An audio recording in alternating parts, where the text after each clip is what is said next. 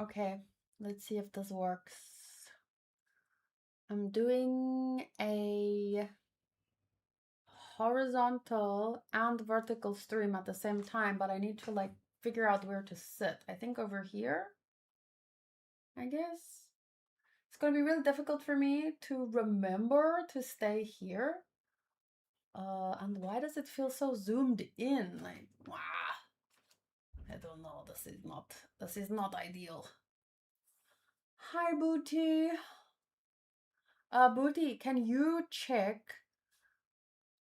the vertical stream? Like, is it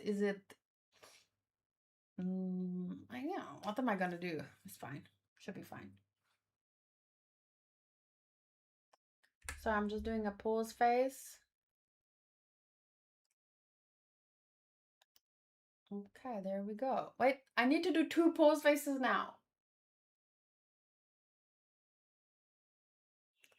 Okay, give me a second. I'll show you what I just did. I did 2 pause faces, but I did the one way and the other one that way, so it looks funny. How was Dragon Ball?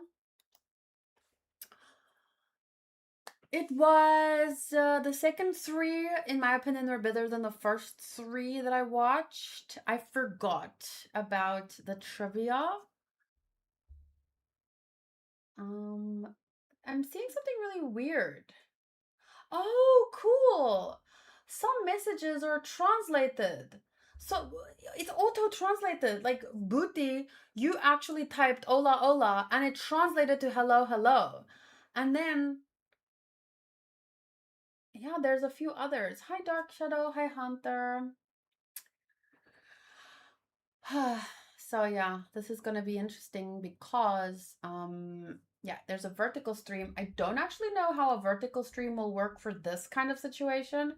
So I don't think I can switch a lot over for the roles. Unless I do the roles like, I don't know, here somewhere. Try and translate that. Ora! No, I cannot translate it. But once we start the discussion part, I have no idea how to watch you vertically on my phone. It's switched to horizontally. Okay. So, I don't know. It's something new that we saw as possible, so we tried to select both. But it's fine if you can't view it. We can just get started anyway. Almost like immediately with question of the week.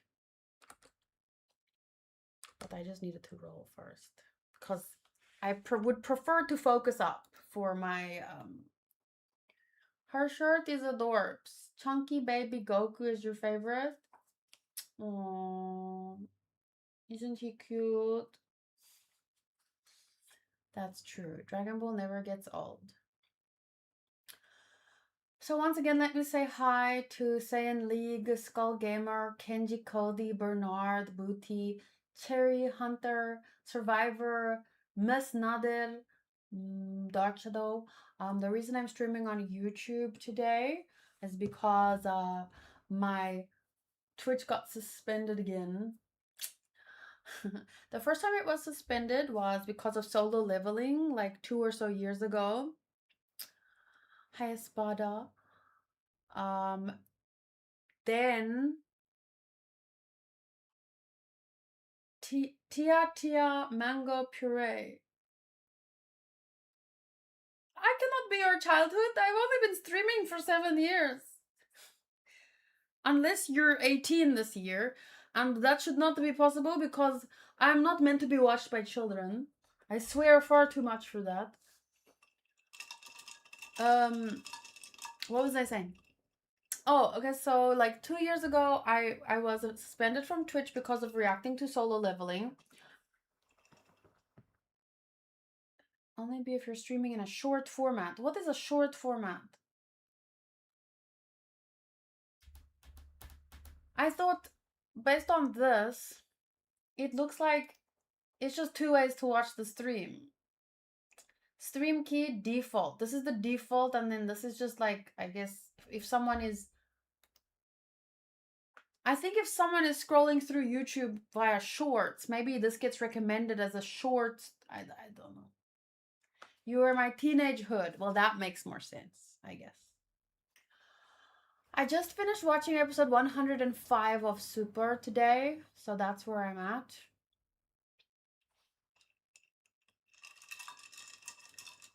Okay, but let me try this one more time. uh, I'm streaming on YouTube today because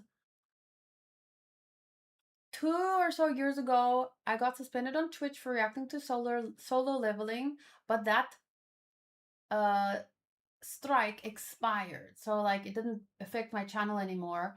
Then about 2 months ago, I got suspended again for reacting to Shangri-La Frontier. And tonight I got another suspension for Dragon Ball Super.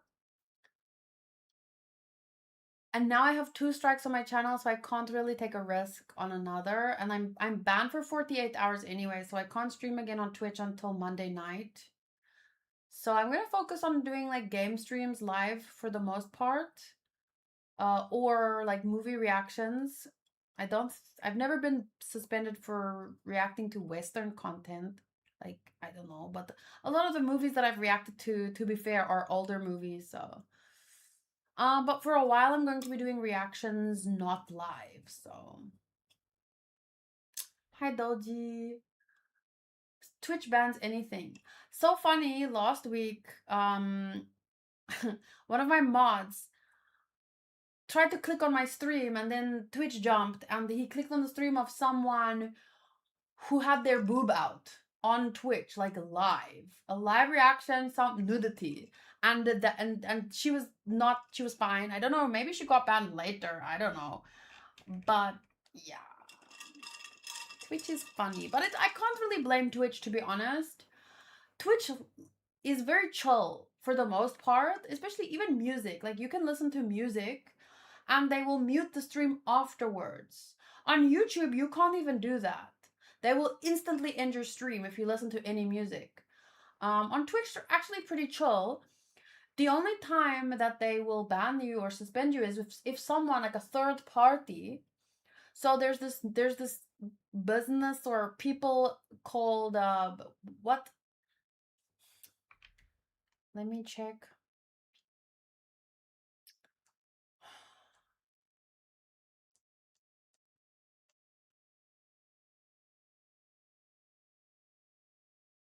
Mark Scan. And they're called they call themselves the Internet Enforcement. And the same person that suspended me for Shangri-La also suspended me for Dragon Ball Super. So to me, based on the little bit of research that we've done, it seems like it's like an outsourced company based in India. And maybe they're employed by people like copyright people involved at Toei to literally scour the internet for small streamers and make sure that nobody is like. In my opinion, they should be looking for people that are streaming the actual episodes, not people reacting to it and talking over it. Like, fair use is obviously not. There's nothing that's set in stone. There, it's not something they want to think about or talk about. They literally just no, But I think that sooner rather than later, they're gonna have to start maybe giving some guidelines. Like, okay, you can react to shows, but you have to pay for a reactor's license. Or, okay, you can react to shows, but you have to fade the screen a certain amount, because obviously they don't want people watching the episodes there, like on my channel. I understand that. You want them to go watch it on Crunchyroll, on Netflix, so that they pay. But in my opinion, I talk so much. No one would freaking want to watch anime on my stream. Like, I pause all the time to talk and stuff. So, like, but I don't know. It's very difficult to discuss these things because, like, well, first of all, people have very strong opinions. Some people outright think they've called me like a thief or whatever, and I'm like, okay. But yeah, eventually I think they'll kind of figure it out. Also, wait, there was something else I wanted to say. I forgot. I was talking about copyright and I forget. Shadow subbed to other streamers. Well, I mean, I've been new. Another YouTuber I'm subbed to has 2 streams show up when they do a live stream. One is normal and one is found via shorts. Not sure exactly how it works, but I can see both on my feed. Okay, cool. A chef YouTuber. Yeah, well, sadly, Dark Shadow has told me he bought me multiple one cookbook, and I have never made a cooking stream, so that's on me. The talking makes it more fun. Like, to me, that's the whole point. Anyone who watches Dragon Ball can go watch Dragon Ball, but people watch reactions because they want to see someone else's thoughts, someone else's excitement, someone else's... So to me, that counts as fair use, but eventually they're gonna have to, I guess... Oh, that's what I wanted to say. I think that, weirdly enough, it feels like a lot of small streamers are the ones that are being targeted by this MarkScan outsource India company. And it feels to me like maybe they don't want to target bigger streamers because there would be a pushback, and they just want to make it look like they're doing their job. And like, I can do nothing. One time when my Patreon was suspended for a while, Patreon literally told me, don't fight it. Just remove the content and like take it. Like, be okay with it. Like, you can't discuss it, you can't argue it, you can't. And I'm like, I at least want to make a case for why it should count as fair use. But they said, like, let it go. And I did let it go. Because what can I do? Nothing.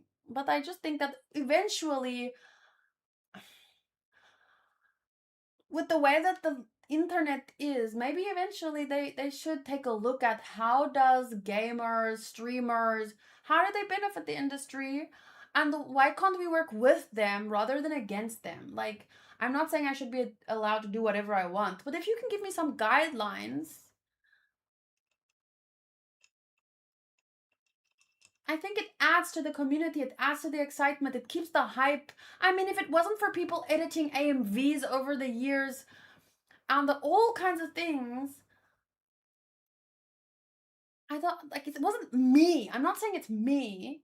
I'm just saying the internet, the hype, it has kept a lot of shows, I wouldn't say alive, don't get me wrong, I'm not like conceited. I don't pretend the internet is like the end all and be all, but I'm just saying a lot of people found anime through AMVs and all these kinds of things that should count as fair use. Discussions, online discussions, forums. I mean, I think that's a huge part of the anime community. And I hope that they eventually start having discussions about how we can benefit them. Because, like, I don't know.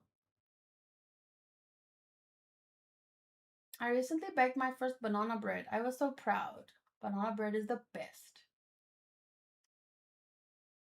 To abide by rules when the rules keep shifting around. Yeah, how to do it. If they try to take a big streamer or reactions, YouTube and Twitch themselves are going to go against them. The amount of money Twitch and YouTube would lose if they forbid reactions is unimaginable. But I think that's why they go after smaller streamers and stuff. So that this outsourced company looks like they're helping big companies that are losing money because of me. Like, how are they losing money because of me? I have like, on average, I have like 40 viewers on Twitch. They're not losing money because of me. So this India company, they're just saying, oh, look, we banned 5 streamers this weekend. Look, we saved you so much money. No, you didn't. You didn't save them any money. I was taking no money. Anyway, sorry, I'm ranting. Is that MarkScan that filed a copyright claim? That's what Twitch sent to me. So that's why I'm saying I'm not blaming Twitch. Twitch is actually very lenient, in my opinion. But if someone does file a complaint, they can't really do anything about it. They have to, that's the rules.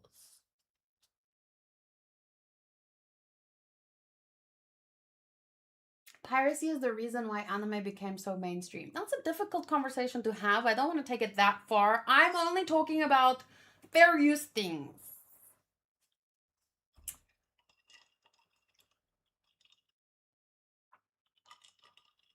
So big companies are helping big companies stay big while supporting big contributors to big companies while bullying the smaller creators. It feels that way. Reactions absolutely not only keep anime alive, but even comic book heroes. This is why Spider-Man or popular anime trailers will get almost 1 million views. It's human to be hyped with other humans. It's community. It's literally the reason we're alive. Because, like, back in the day, like 1,000 years ago, people had to stick together to survive with food and storage and ideas, and like we need each other, and it's the same now. It's a completely different life, but community is what really carries humans, and we love stories, so we want to share those stories and that excitement with other people.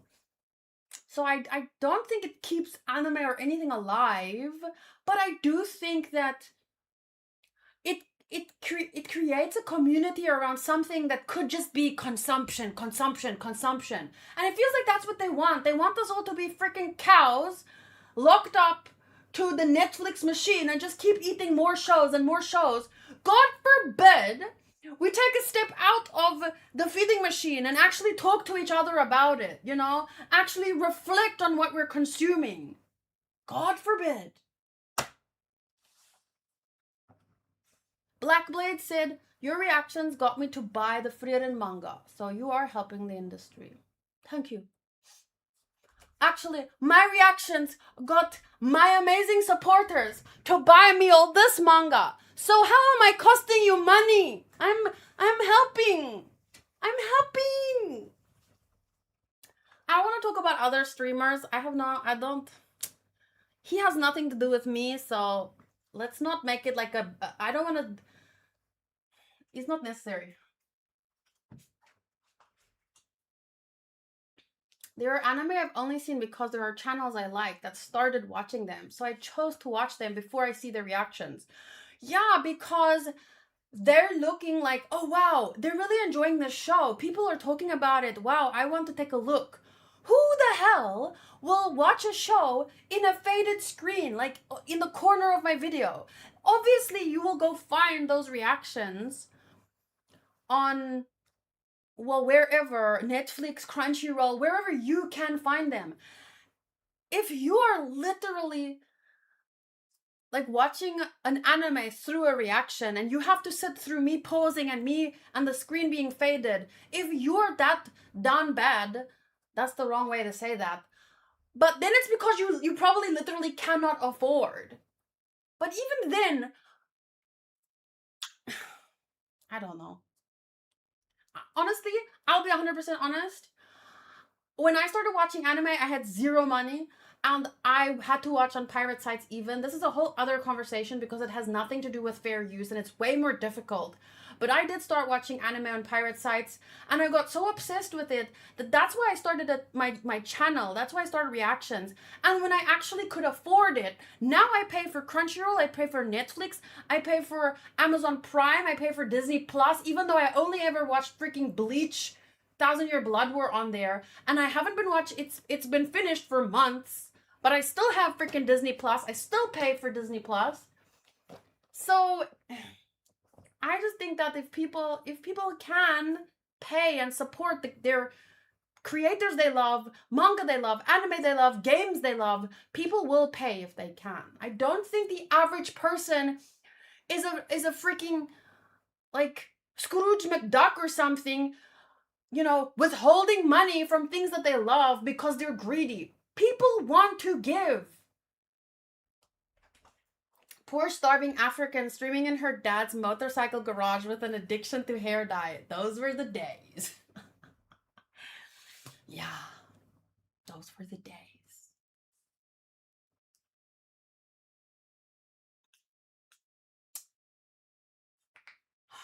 There are animals, people, something. That was me with Dr. Stone. I literally saw that you watched it. It was my first anime I watched on Crunchyroll because I subscribed on there after watching me. Okay, I don't want to be like, I don't want to make this like me or pretend like I am a benefit to the anime community. I just think that the internet can be, community can be. And I think that people are good people, 9 out of 10 people are good, and they want to support anime, manga, games, movies, everything that they love, because these things make life worth freaking living. We have to go out every day and work. Okay, that's rich coming from me. But you understand what I'm saying? Like, life can be difficult, and anime and shit makes us feel bitter. But there's no point in just consuming masses of stories if you can't talk to people about it, if you can't reflect on it. And I think that that's best done in a community. So at the end of the day, I just think that the internet in general has done a lot for, like, it brings people together. And when we're excited about things that we love, we don't just watch and stop watching. We watch, we rewatch, we discuss, we write fan fiction, we buy manga, we buy figures, we go to Japan. Who of you don't want to, because of anime and because of the communities and the things that we love? If you can afford to go to Japan, you will go. And for any country, tourism is a huge income. So just, I think that they could, if they just let us be obsessed with the shows, with the manga, with the community, with reactions, with reviews, if they allow it a little bit, if they were a bit more lenient, we would have that much more fun together. We will go to Japan together in groups. Like, I want to do a group trip to Japan. I also want to do a group trip to South Africa. But yeah, I've only been to Japan once, but I'll go again.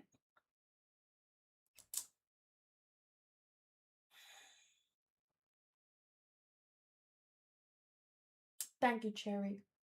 Weeb culture is big bucks. Unmarried with excess money. But it's true. Like, I'm married. I was joking. Some of this manga was bought by me, not just by people, who are part of my community. So, anyway, enough ranting about the culture that hopefully eventually will shift and open up a bit more for creative spaces. Today's topic is actually controversial opinions in anime and manga. So about 6 or 7 years ago, I did a podcast every other week, and I was always asking, like, trying to ask interesting questions. And one of the podcasts that I did was, what are your most controversial opinions about anime? So I'm bringing that question back, Hayo Dinoko, and I'm gonna check what my community said first. So about 20 people probably answered my question, and we're going to go through the answers and then talk about what they said. So 6-7, did I say 6-7? I don't know.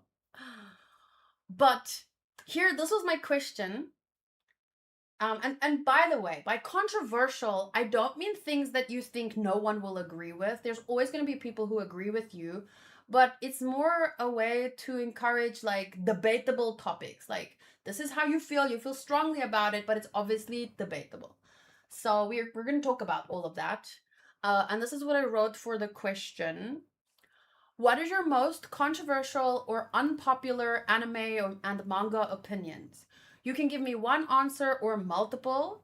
The video will be recorded at the end of the Saturday stream. So that is this video, this stream. So just a quick shout out to the live chat. We have Kegor, Odinoko, Nyader is here, Hunter, Azo, Cuts, James, Advin, Cola, Saiyan League, Booty is here. Cherry, Dark Shadow, Thorfinn, welcome everyone. Thank you for being part of the community, the channel. And yeah, for the rest of maybe another hour and a half, 90 minutes to 2 hours, we will be discussing various anime. So please be careful about spoilers. My community knows not to spoil me and shows that I have not seen, but you might have not heard of some of these shows, or so just be careful of spoilers. Be ready to mute me at the moment's notice. So yeah. Where have you reached DBS on Patreon? I reacted to episode 105 tonight. 105. It was the episode where, let's just say, Muten Roshi took out 3 people from Universe 4. It was so hype. And he brought back his quote. His quote from Dragon Ball, the OG Dragon Ball.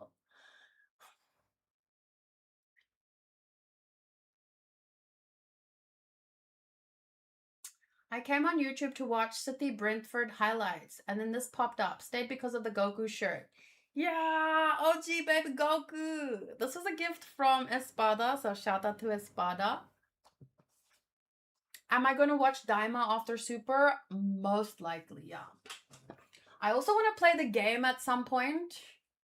I want to play all the games, but one step at a time. Okay, so let's start with the first comment was from one of my patrons called Knox, and he started by saying, I don't know how controversial this really is, since I've shared this anime opinion with people from all kinds of fandoms, but I know for this community, it would probably sound like a massive hot take. So here goes. I think the Bleach series peaks during the Soul Society arc, and every major arc after that declines in quality until I eventually stop enjoying the series altogether. I don't think Bleach becomes bad immediately after Soul Society, but I think the writing problems become more noticeable over time. A huge reason for this is Ichigo as a protagonist.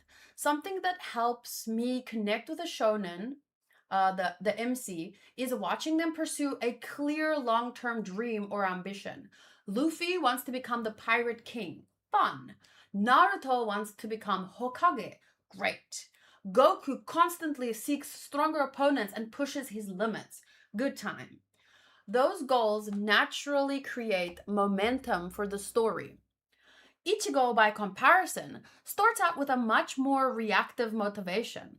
Early on, that works really well. He gains Soul Reaper powers from Rukia after his family is attacked by a hollow, and his motivation is grounded in protecting the people close to him after the trauma of losing his mother.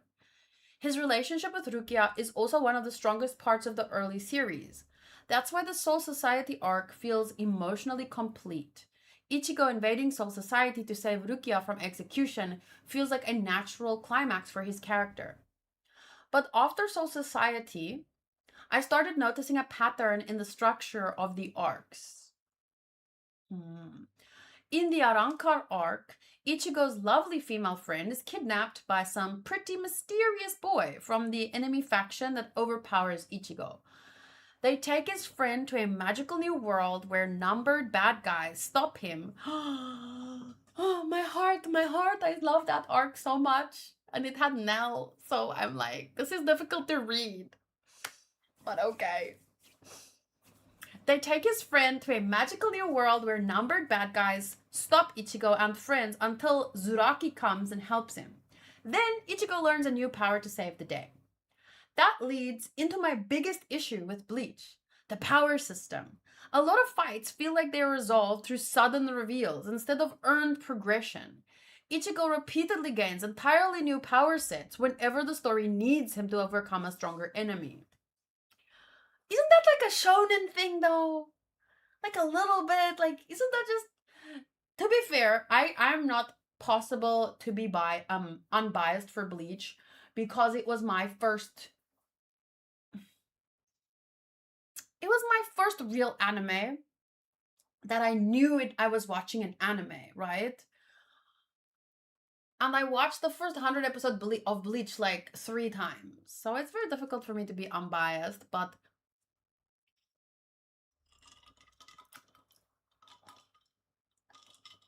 let's keep reading. So Nox continues. At a certain point, it starts to feel less like a carefully planned progression and more like the story continuously adding new labels and forms onto Ichigo whenever the stakes rise. But that's like Shonen 101, huh? That's what Goku does. But he trains for it. I get it. But also it's like established that every time a Saiyan gets knocked down, he comes back stronger. That's symbolically true of life. You know, when you're pushed into a corner, you're gonna try and find ways and use the experience you built up from before to get out of it. So I don't know. It feels to me very natural for a shonen. But I do understand this idea of, okay, well, at least there should be a training arc or something. But I feel like sometimes there was. Okay, he is literally mentioning training arcs in the next paragraph. So Nox continues to say, Bleach definitely has training arcs, but many power reveals still feel sudden. Mugetsu is visually amazing, but it mostly functions as a last-minute answer to an overwhelmingly powerful villain. Likewise, some Bankai reveals throughout the series feel more focused on style and shock value than tactical consistency. That honestly connects to my final criticism of Tite Kubo. As a writer, I think Kubo is one of the best character designers in shonen manga history. The visual identity of Bleach is incredible. The captain designs, the fashion influence, the panel compositions. This is like when someone gives you cake before giving you devastating news. And even the way that characters are introduced have unbelievable style. But Kubo's strengths were always stronger on the artistic and aesthetic side than on long-term narrative structure. Bleach was serialized weekly in Shonen Jump for about 15 years, which is an incredibly difficult schedule for any creator. Some later arcs reportedly also suffered from health issues and rushed pacing near the end. I honestly think a shorter, more tightly planned series could have played to his strengths and visual as a visual storyteller. So, because of the repetitive rescue structure, increasingly loose power progression, and uneven long-term storytelling, I've become much more critical of Bleach over time. I still love the soundtrack though. Number 1 is Eternal, please don't bully me.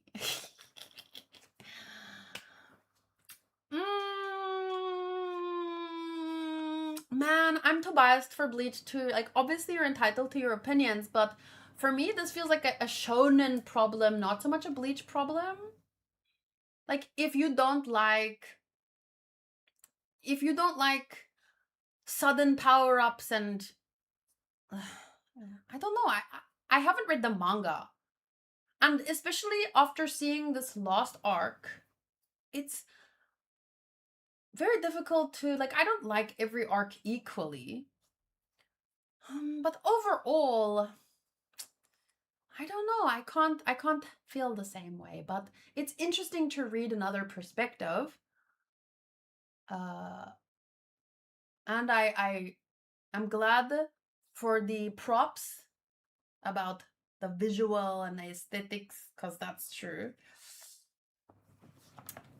Nox's qualms is more so the consistency.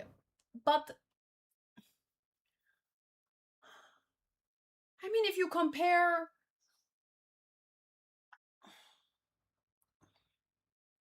how many episodes does Bleach have again?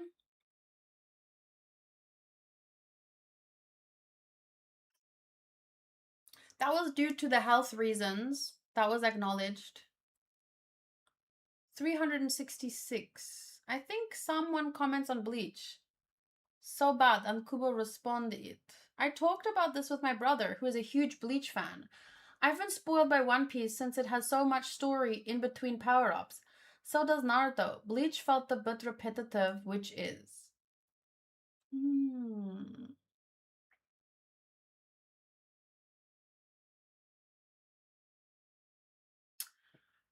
Could I enable the translation feature? I don't know if I can do that midstream. Booty, can you, if you have a moment, can you check for translation feature? I don't know how to do that. I'm not a very good streamer. I have tech support always helping me.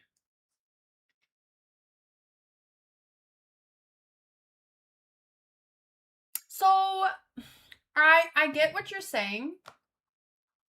And I was much younger when I was watching Bleach, so if I were to rewatch it now, who knows how I would feel, honestly. I always bring up this example, but it is relevant. So, for example, a few years ago, like, it doesn't matter when, I tried to watch The Office, which is a series, a comedy, and I disliked it strongly. Then I tried to watch it again 2 years later, 2 or 3 years later, and suddenly it was hilarious. Like, I got the comedy. So my point is, like, at different points in your life, you have a different perspective. And that's why I always think it's so funny, when people talk about dub versus sub for Dragon Ball. And they feel very strongly that the dub is the best. And it's like they don't realize that the reason they think that is because of they grew up with it. So it's very subjective. I don't have that subjective opinion. Honestly, out of all uh dubs that exist, I would probably most easy be able to watch Dragon Ball because I did see some episodes as a kid here and there. I was used to that Goku voice, that Vegeta voice, but I prefer Japanese because especially the translation and stuff, the characters, it's more close to the truth in the manga. And I love Goku's voice either way, but I mean that's the OG. That's what was first brought into the world. So I personally choose Japanese over any other dub. And yeah, so my point here is that nostalgia makes a big difference. So probably it's like I said from the beginning, it's very difficult for me to see Bleach objectively because I just had so much fun with it. It was one of my first anime ever. But I do understand compared to something like One Piece and Naruto, where the story is quite extensive and the motivations are very strong, I do understand why Bleach would seem lacking.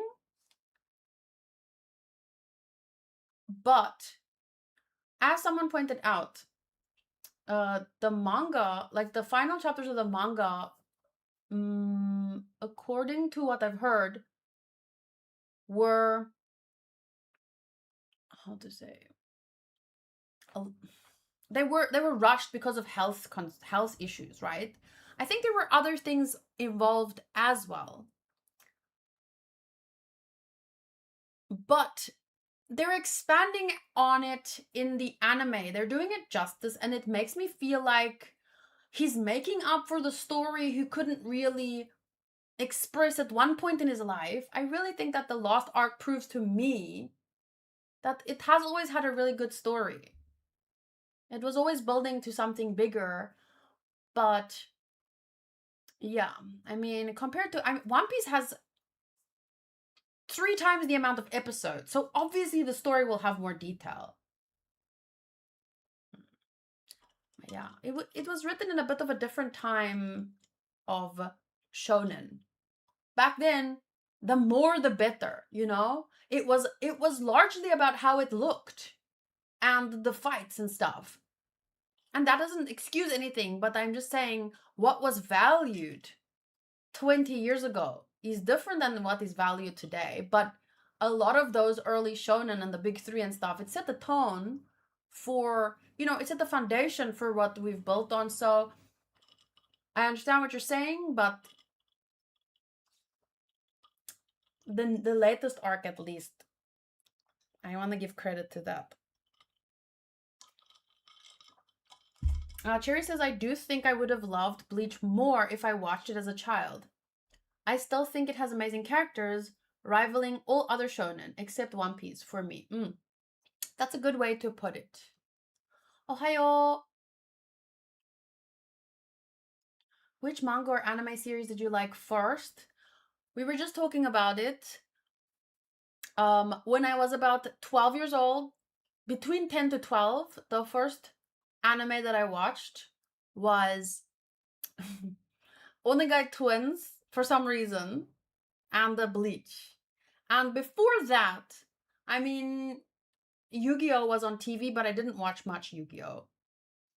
And there was another show called Mew Mew Power, but I was also the dub version. But I never completed that show because they stopped airing the episodes and then they repeated the beginning.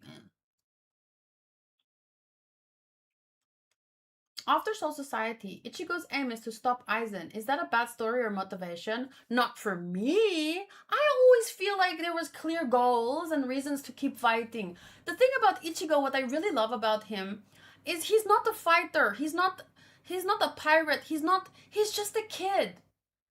And he was always thrown into these situations to protect the ones he loves, and that's literally the only reason he fights, really.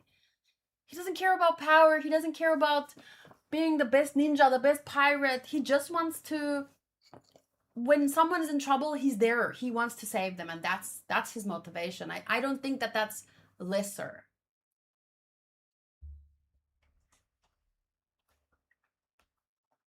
Midmat says, I never cared about narratives when I'm watching anime since I was a kid. Now that I'm older, I'm more critical towards the storytelling, characters, and the author's intent of mediums to engage in. So that's kind of maybe where Nox is coming from, because he only started feeling that way recently and in retrospect. But I have never rewatched Bleach. I've only seen it a few times, like the first 100 episodes, a few times as a kid. And then I finished it years later because I didn't know where to watch the episodes, to be honest with you. So it's mostly in retrospect as adults that we pick up on these things, probably.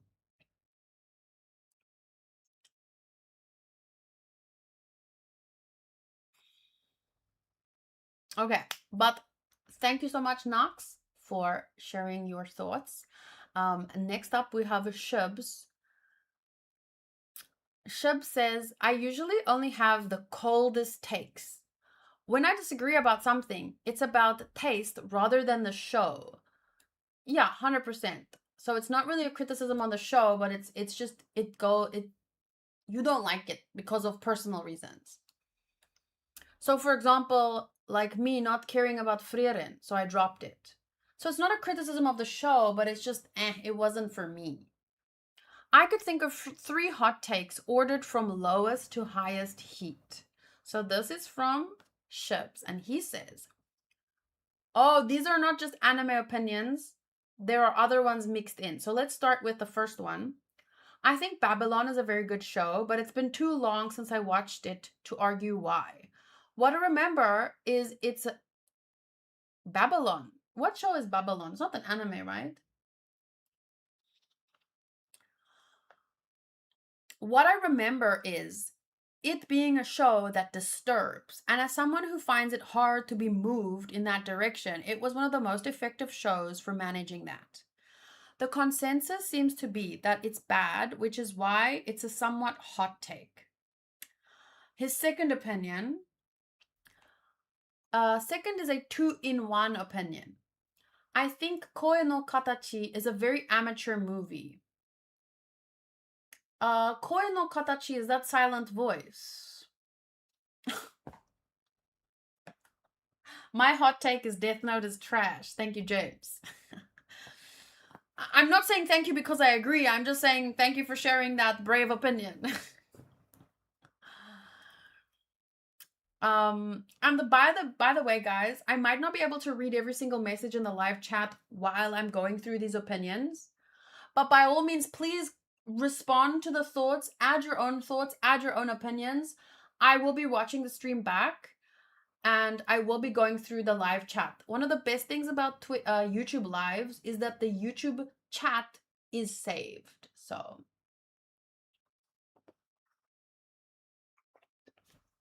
Okay, no problem. We can try doing closed captions next time. So, I think Silent Voice is a very amateur movie, says Shubs. For the longest time, I thought this was my opinion because I had just watched Kimi no Nawa with my friends. We were in a group watching both movies and might have been too emotionally drained to enjoy another show that is emotional like that. But when To Your Eternity came out by the same author, I had the exact same opinion, with the exception of the very first episode. It felt like a kid telling a story by adding whatever they think is sad and jumping between each idea carelessly. Okay. And lastly, I don't remember watching Silent Voice. It was too long ago, so I can't really. Hanku, you don't think Death Note is bad? You don't know anime. Don't lie. Don't listen to Hanku, guys. He's not an anime fan. He cannot sit still. He's an outside person. He plays golf and he watches football and okay, the only anime that he liked was Vinland Saga. And that was because it was like history. So don't listen to Hanku. He doesn't watch anime like we watch anime. Shh, Odinoko, shh. I'm making fun of Hanku. Okay, last but not least, Shubs' most hot take. Evangelion is just a weird show with a cult behind it. I used to like it when I was younger, but on rewatches it felt weirder with time. Fully Cooley too. To me, it's now a pretentious bait show that I bit in the past. What does pretentious mean? I think there are different genres of anime. And if you watch a romance expecting comedy, you will be disappointed. Neon Genesis Evangelion is a psychological show. It shows, for me, it shows or describes mental and emotional and spiritual difficulties in a way that you can't discuss it. You can't write it down. You can, some things in life, how to say, you can't describe it. So you have to tell it through stories, show it through characters and you know, fake fiction stories. And that's what Evangelion does for me. It's a psychological show that explores. It doesn't tell you anything. It explores mental states, spiritual turmoil. And yeah, I really love it for that. I think it's one of the shows you can rewatch the most times. I've only ever seen it once and I really enjoyed it. It wasn't an easy watch. But I mean, I'm the kind of person, I don't like things that are sad for being sad sake, or dark for being dark sake, or bloody for being bloody sake. Like I get turned off really quickly by shows like that. But my experience with Evangelion was very thought provoking. So, but 100% fine opinion to have. I can understand why you wouldn't like it, but calling it pretentious seems a bit disingenuous because I don't know. I don't think that's what pretentious means. Pretentious meaning. Not in my. I can't even spell pretentious. I forgot the U. People or things that try to appear more important than they actually are, often to impress others. I feel like the creator created it and put it out there, and then people, maybe the fandom, if parts of the fandom are pretentious, fine, if that's what you want to say. But I don't think that the show is pretentious or putting on airs per se. I don't agree with that. I think that there are things that are subjective that, of course, your opinion is 100% valid, but pretentious is not something that I think is an opinion. That's like something a bit more, you can tick boxes. Okay, does it do that, that, or that? And I don't think that Evangelion ticks the boxes, but parts of the fandom, sure.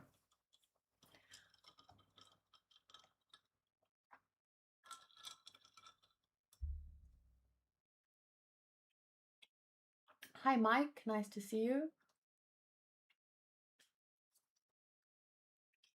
Okay, thank you, Shubs, for sharing your thoughts. The next one is Booty replying to Nox, who wrote about Bleach.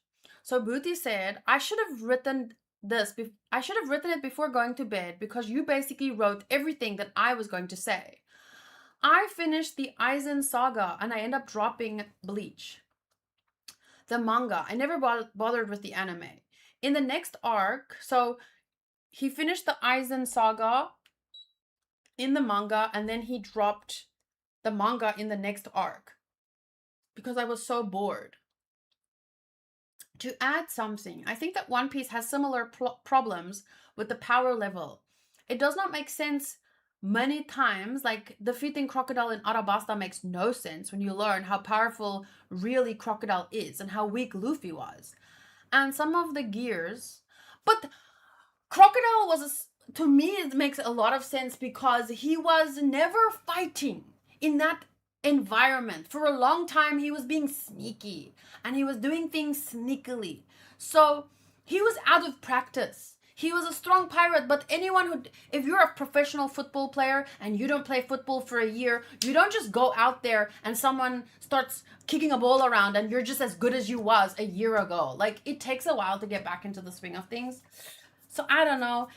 Crocodile had a lot of people doing his dirty work and he grew rusty. So Luffy defeating him with techniques rather than overpowering him. Like, when I say techniques, I literally mean like almost like tricks, but just strategically thinking up tricks on the fly. Luffy improvised and Crocodile was rusty as hell. So to me that makes sense, but I'm just responding as I go. And some of the gears, 2, 3, and 5 mostly, appeared semi-randomly with a flashback explanation at best.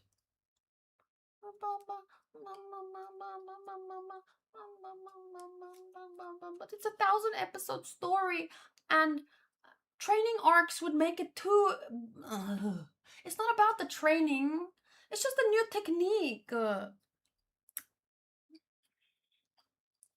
don't know why people want the 411 on how techniques come about.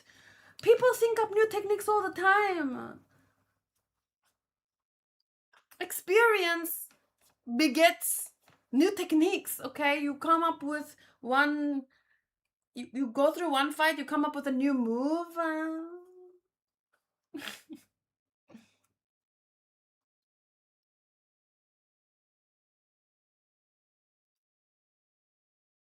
And he got unrusty, chained, and impaled down. He was doing really well in the Marine arc. Yeah, because Luffy woke him up. It's his mind that got rusty because he was living in luxury, pretending to be this guy, and his mind got rusty. Then in Impel Down, he was probably sitting there over and over thinking how he was going to destroy Luffy when he gets out of here. And he probably was doing push-ups. You can do push-ups in chains. You think the crocodile who owned multiple casinos and was drinking drinks and eating fatty foods, he didn't do a push-up in a year, I bet.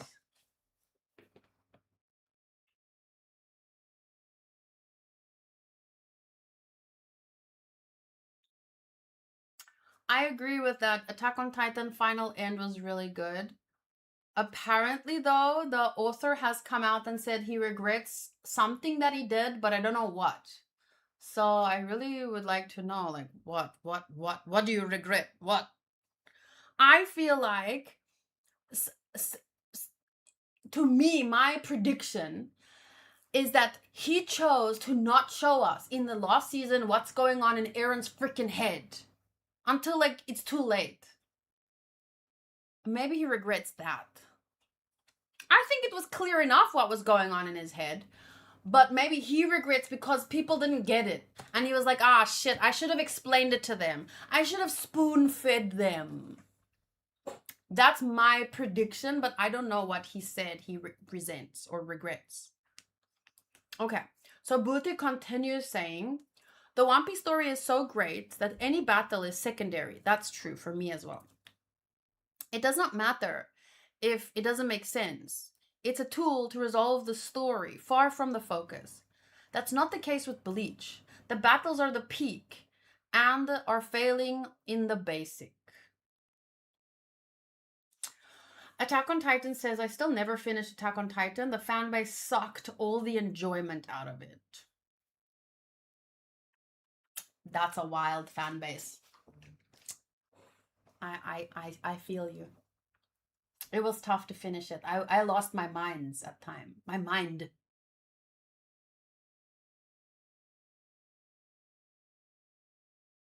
If you have the video link, I would appreciate if you could send it to me. Godzilla versus Ghidorah. I have not seen that. I don't know what's a Ghidorah.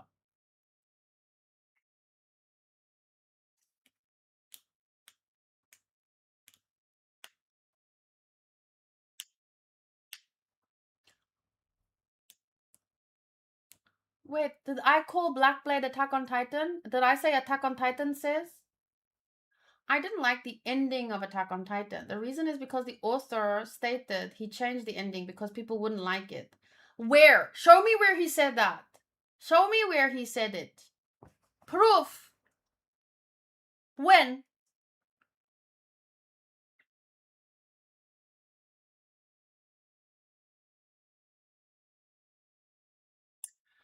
They wild. Someone spoiled Eren for my friend, and because of them, he's reading all of the manga in one night. I mean, good for him. It's a hockey problem. It didn't exist yet. To be such a formidable opponent and the Shichibukai, he should have fought dozens hockey user. That is the same as blood to nullify him.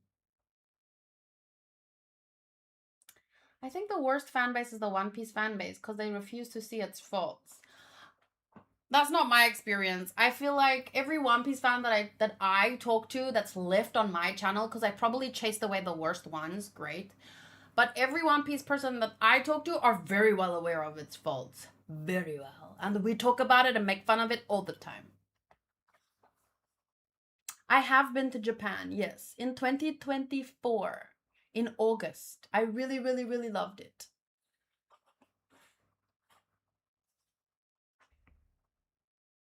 So, here is Booty's true answer. And a bit, wait. Okay, so this is also about Attack on Titan, conveniently. Booty says, Season 4 of Attack on Titan was a huge disappointment because of the shift in the story. You can hear many times people saying the first 3 seasons are the prologue and the show starts in Season 4. Well, that's a mistake. You can't make me waste that much time before the true story starts. I don't think that's true, but okay. I mean, if people say that, it's a cop-out, and I don't think they should say that. That's not the Attack on Titan problem. It's a fandom problem once again. I was really sold on the story. I wanted to know more about the Titans. Why were they acting like that? Who was in charge? Why did they want to erase humanity? And when we discovered that Annie or Reiner were Titans, I was blown away. Humans on the Titan side? How? Were they Titans that somehow were able to adopt human form? Or they were like Eren and the Titan King convinced them to join their side? But then we moved to Season 4 and it was another regular human versus human conflict. But I mean, the Titans are literally human shaped. They just don't have the fun parts. Sorry. That was not right.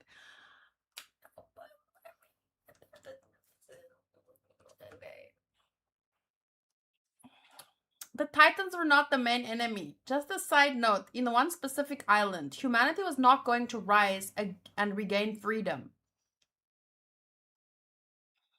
Now they wanted me to care and feel bad for Reiner and the others that were the bad guys for 3 seasons. Children! I understand being mad at them while they're killing people. But I don't think the story expected you to stop being mad at them. It just widened the scope of what's going on. It didn't excuse their behavior. It just widened the scope.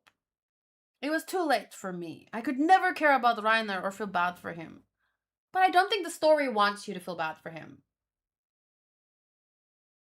That's not the feeling I got, because you know me. If a story wants me to feel bad for, if I feel the story is pushing, oh, sad, or, like, oh, his actions, like, it never excused his actions. He even knew that, you know? The story has a lot to debate with that shift, and it is well done. But it was not the story I was following. I could enjoy the show a lot more on a rewatch, when I already knew where it was going, but still, this will always be the reason that I think Attack on Titan is overrated. Now I can only pray for Kaiju number 8 to give me the ending that I was looking for in Attack on Titan, since the premise so far is pretty similar. Yeah, Kaiju number 8 is about monsters, whereas Attack on Titan was very clearly human-shaped. Like, they were, to me, I was never thinking they're just, it's not Godzilla, it's, I don't know. I definitely had different expectations from you, but fair enough. This is a very good example of how expectations can get the better of you when it comes to a story unfolding. So, and yeah, Attack on Titan has always been about human conflict. I mean, it's set up very smartly with lines like a Pixis saying, until there is one person or less on the freaking planet, there will always be conflict. Like, even before we knew what the Titans really were, it was always about human conflict. So it's not a surprise for me when...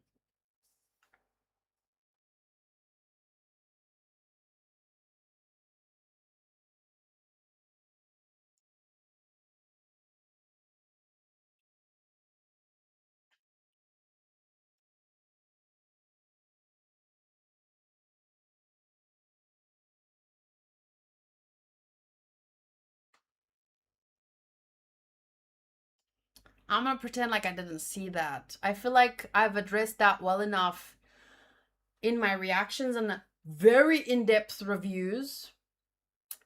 So I'm just gonna skim over that because it seems like bait, troll bait at this point. So thank you, Booty, for sharing your thoughts. I do like how you acknowledge that, you know, it was mainly your expectations and that, as you said, it was a good shift. It was interesting, like it was well done, but it was not what you wanted from the story. So super fair enough. Okay, so this one is from Cherry. She says, I don't want to open the Pandora's box, but I read the opposite opinion quite a few times and thought about this for a while. And where better to say it if not here? At least I won't get shredded too much knowing this community. Cherry says, my opinion is really controversial. I think I just let out some steam for some comments that I read. That is what this video is for. Let's go. Thorfinn's character growth is better than Eren's character growth. And not just because Thorfinn is a good person. Disclaimer, maybe this is not a controversial opinion, but I have seen many that claim Ere has had the character growth. You were responding to people like that. I see where this is going. So, Attack on Titan and Vinland Saga anime spoilers. Be careful. Okay, mute me for a while. I will put this on until Attack on Titan and Vinland Saga discussion is over, I guess. Be careful. Attack on Titan and Vinland Saga anime spoilers.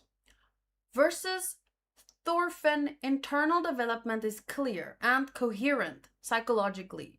He came ways from being a normal kid adoring his father to being traumatized and then developing in a realistic manner.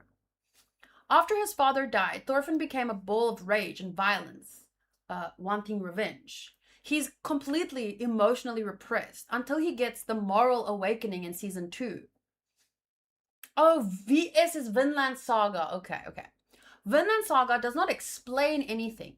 It shows us in Thorfinn's behavior and subtle mannerisms, and it's so brilliant. We know he's strong and extremely capable of violence. That's one of my favorite quotes, is that a peaceful person is not a person that is incapable of violence. That's just a submissive person. A peaceful person is someone who has the strength to fight, to destroy, and chooses not to do it. That's peace. It's not being weak, it's not being passive or submissive. It's having the power to fight for yourself, to protect the ones that you love, but choosing not to destroy those weaker than you and whatever.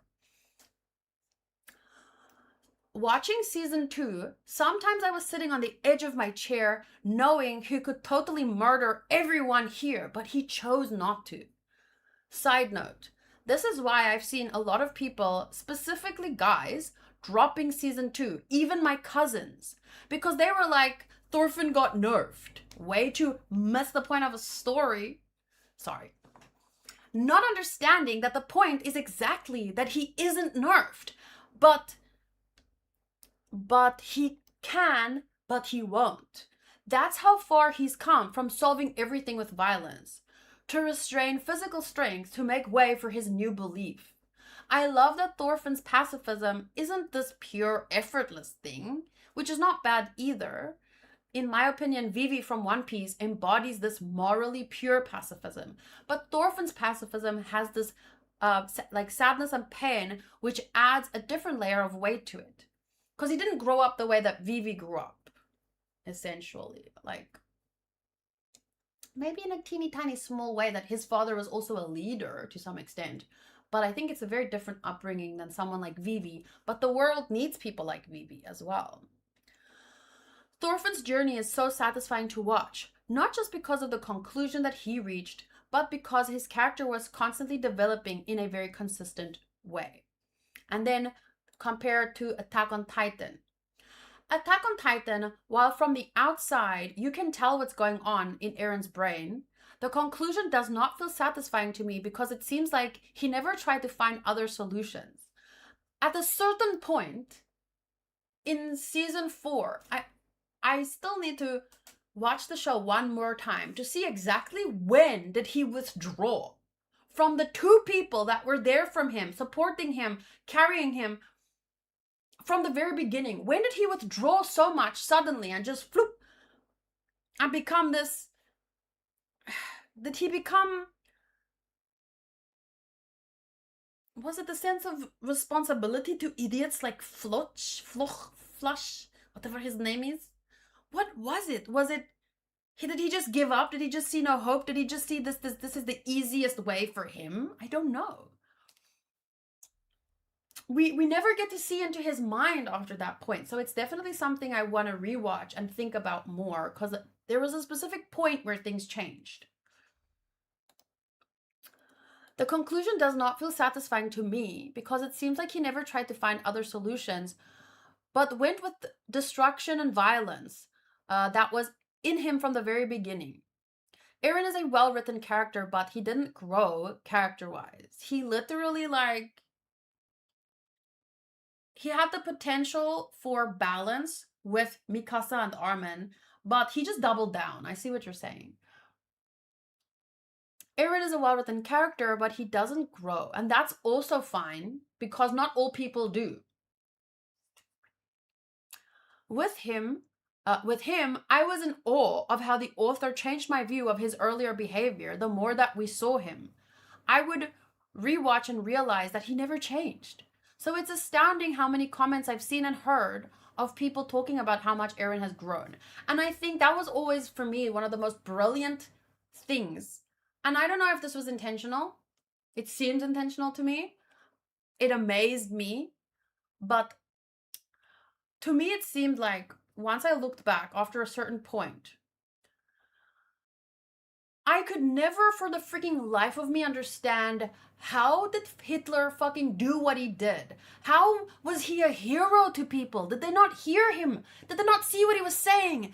Could they not, the inhumanity, how did he make people like you and me turn against people that lived next door to them? How? How could people do that? How could people listen to him and not realize, like, really? And then Attack on Titan showed me how people end up rooting for Hitler at a certain point in time based on their perspectives, based on their feelings. They felt justified against hundreds of nameless people because of this person embodies their pain. So they don't mind perpetuating it. They don't mind returning it to the world double against innocence and anyone that... That's how. Because... Okay, before I... This is Cherry's opinion, but yes, he's a very well-written character, but growth? No. I mean, physically, he got taller. It didn't seem like he moved from black and white morality to complex and desperately trying to save his friends. He stayed in tune with his earlier character, although he did become more hollow. Like, his initial feelings were driven out of fear and, like, true pain. But then eventually, like, it became hollow is a good way to explain it. Like, I've heard people say that he developed from a hot-headed child to a merciless monster, but honestly, the gap was never that far. Ooh. Example is how he killed the kidnappers of Mikasa, even though he was raised in a peaceful and loving family. Like, yes. As an adult, I was like, wow, the kidnappers had it coming. But Eren was 8 or 9 years old. For him to identify someone as a threat, dehumanize them, and immediately kill 2 men without a shred of remorse or fear, even if they deserve that, yeah, that's a wild thing to do, to be able to do. Not saying he shouldn't have done it in that specific instance, but it does showcase. In retrospect, you see that the seeds are always there. Comparing him to Thorfinn and claiming he's had better growth is, pardon me, just silly. So yeah, what I wanted to say in a nutshell, Eren was and stayed psychotic, just like Hitler. Sorry, what? Huh? I didn't compare. What? Huh? No, you said... Cherry said Eren was and stayed psychotic, while Thorfinn had a major character growth over time. In growth and in every other sense, Thorfinn is better than Eren. Now that I heard Isayama probably wanted to show Eren as a clear psychopath. I don't know. I don't want to say anything until we find out the truth, if he's going to reveal it. All I know is that he regrets something about the ending, but I don't know what. But my theory is just that he locked us out of Eren's mind.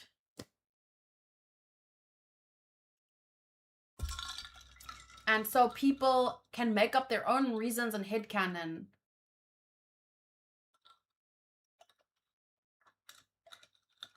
And kind of missed what I believe, in my perspective, is the purpose of the story, which is to show us. Like, I understand why we demonize a person like Hitler, right? We should.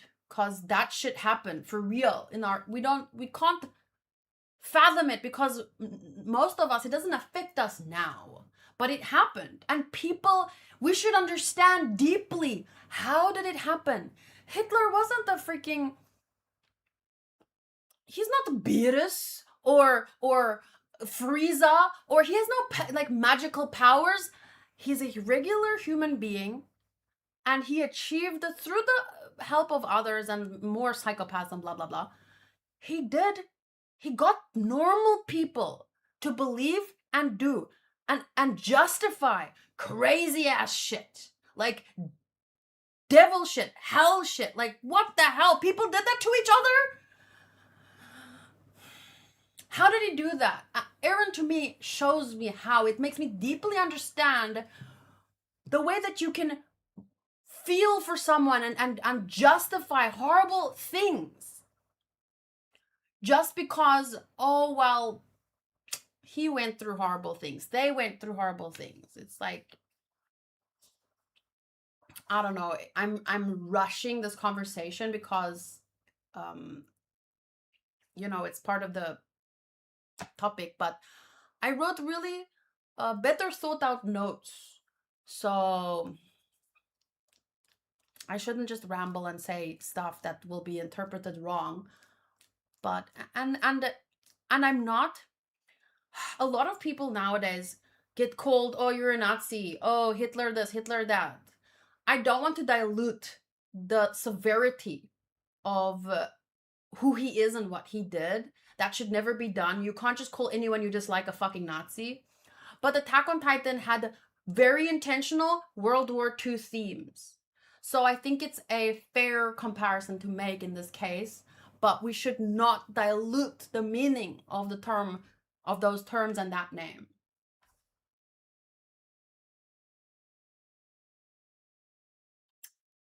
Did you just walk into the chat?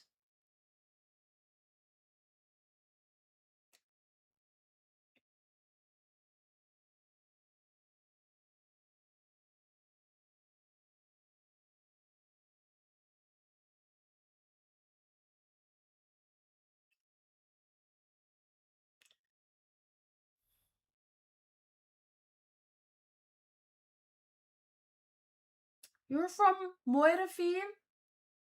If I ever go to Moirefir, I hope I get to meet you. Thank you for watching. He was muted because of Vinland Saga spoilers. I see. Well, then I will not speak to him. He should watch Vinland Saga. Okay. Shubs replied saying that's the least hot take. Thankfully, we have a Jaegerist in the chat to prove him wrong. Okay. Peachy said, my only controversial opinion is that while I did enjoy Naruto, spoiler alert, I feel that it lost much of its original charm in Shippuden, where being a ninja just wasn't the main focus anymore, at least in the later parts, favoring huge power-ups, explosions, and etc. I get trying to weave in some fantasy, sure, but that was a bit overkill. Fair enough. Also, it's a shonen thing. I liked parts of Shippuden more than I liked other parts. So, Booty replied saying, Naruto is better than Shippuden because of that. Kishimoto destroyed his own world with the lost Naruto versus Sasuke battle. What happened in Naruto versus Sasuke? That's like complaining the tone in Z shifted compared to OG. It's called progression. I get the comparison also. But I feel the Naruto, I personally feel, even though I like both Naruto and Shippuden more or less equally, I don't remember enough to even separate the two. I don't know what happened with my Naruto brain, okay? I remember most things. Actually, I do remember a lot of things. I just don't remember character names. So, although I like both, I do think the transition from DB to Z was a bit more smooth than a transition from Naruto to Shippuden. A little bit. But I'm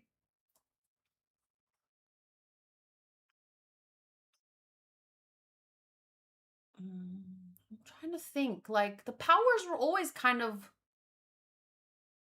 I don't know. What do you guys think?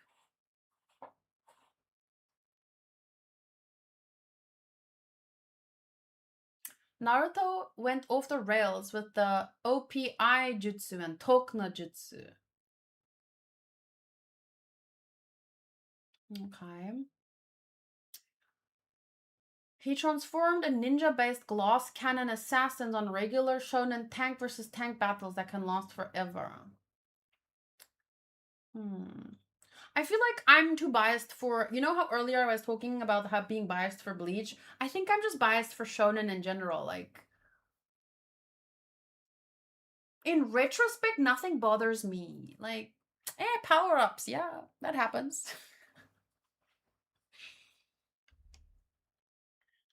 Wait, I wanted to roll. Can I quickly roll? We take a pause here at Peachy's comment right before Doji's comment. And then I go down to, I just want to roll.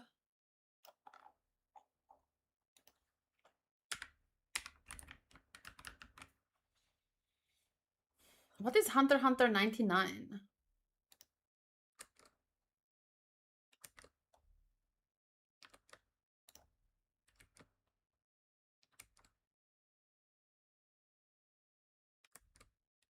I think it's a good arc to arc, but if you view it as a whole, there's a lot of wasted potential. Also, is true of most shonen except Dragon Ball and Z. But it's true of Super. So...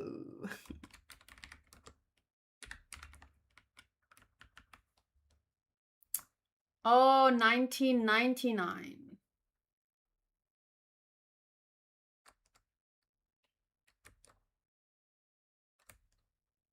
What year was the other? It's 2011 and 1999, right? But I watched 2011.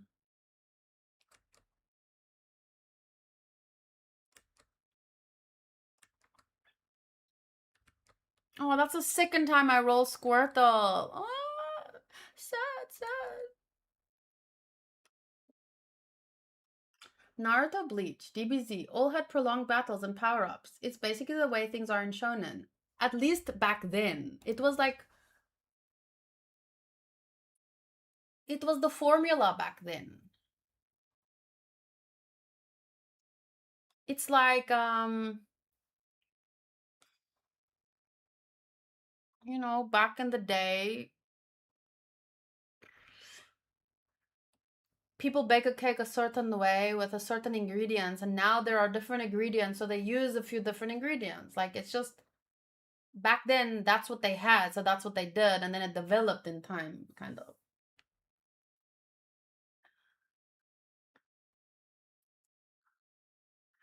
Every single thing you say just makes my face... Yeah, now that... That's true for Western shows and anime. The visuals used to be better. It was more creative and like... I don't know, it had some humanity to it. Nowadays, a lot of animation doesn't feel... I don't know.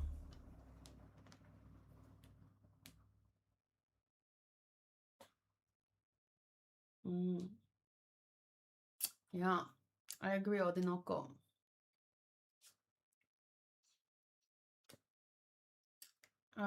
This is probably a good opinion for this specific video, which says the sinister eyes said that Hunter x Hunter is overrated. Narration treats you like you're dumb and have no eyes to see what is happening, but it's a masterpiece. Am I right?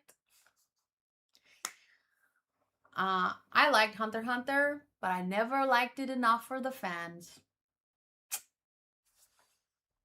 Okay, so wait, did I use bonus rolls? Because I do want to use bonus rolls first. Pooh! Okay, we continue. The next comment is from Doji. My hot take now is that Seven Deadly Sins missed the opportunity to be one of the biggest shonen. Back then, it was so big, like an outsider, but it flopped. For me, the biggest mistake the author makes is how it handled romance. One of the major aspects the manga has is romance.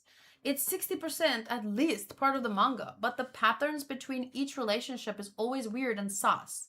And that's because of the inspiration he takes from Arthurian legends. You mix that with Japanese fetish in anime and you see the drama that comes. Briefly, it became weird and toxic. I didn't know that. I have never felt the desire to react to um Seven Deadly Sins because of like one clip that I saw, and people said that, you know, it started as good and then it just kind of like devolved. And I thought to myself, if I'm ever going to then enjoy the story, it should be in manga format. But by now there is too many manga that I want to read. So I probably 99% definitely will never learn, know, read Seven Deadly Sins. Doji continues by saying, it for sure makes a big part of the community drop the manga because of that reason, adding to the catastrophe season 3, and the movie makes people that still fan of Nanatsu no Taizai until today don't have much argument to defend themselves because they touch every accusation you could have. I don't understand that, but I'm trying to read as best as I can. They touch every accusation you could have. Do you mean the show does everything wrong? Like, there's too many accusations against it. Is that what you mean?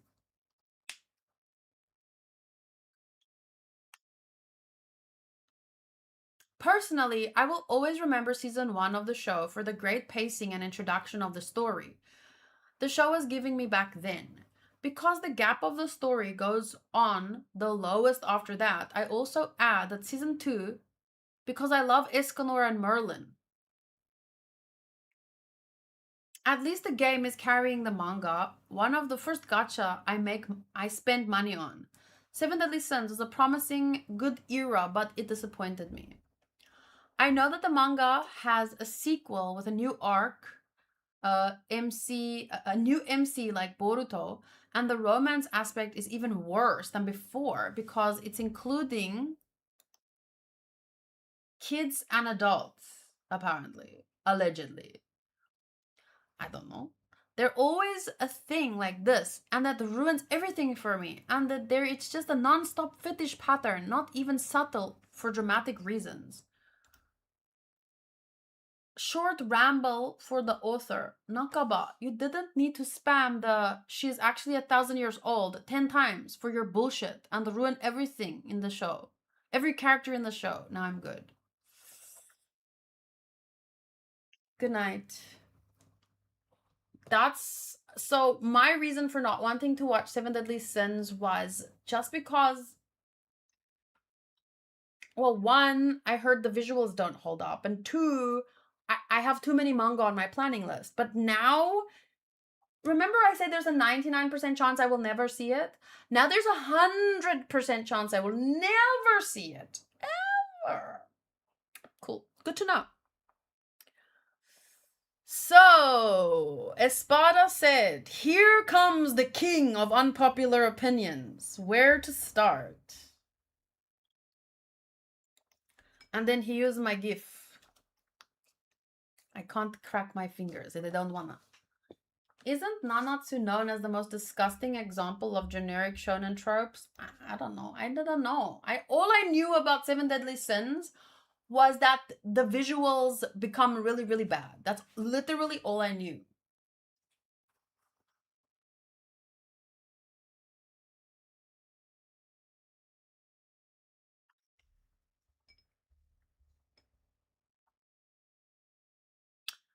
Midmat says, the show lost popularity due to the animation dropping the ball and the story became controversial, thus people gave up on the entire series. Wow. Sounds like for good reason. It's not like not controversial at all. Not controversial.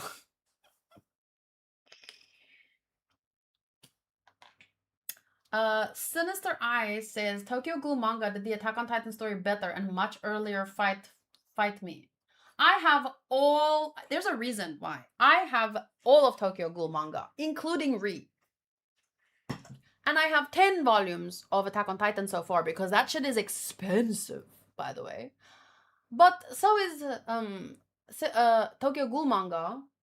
Here. Here is 10 volumes of Attack on Titan. 1, 2, 3, 4. I'm wearing pants. Okay.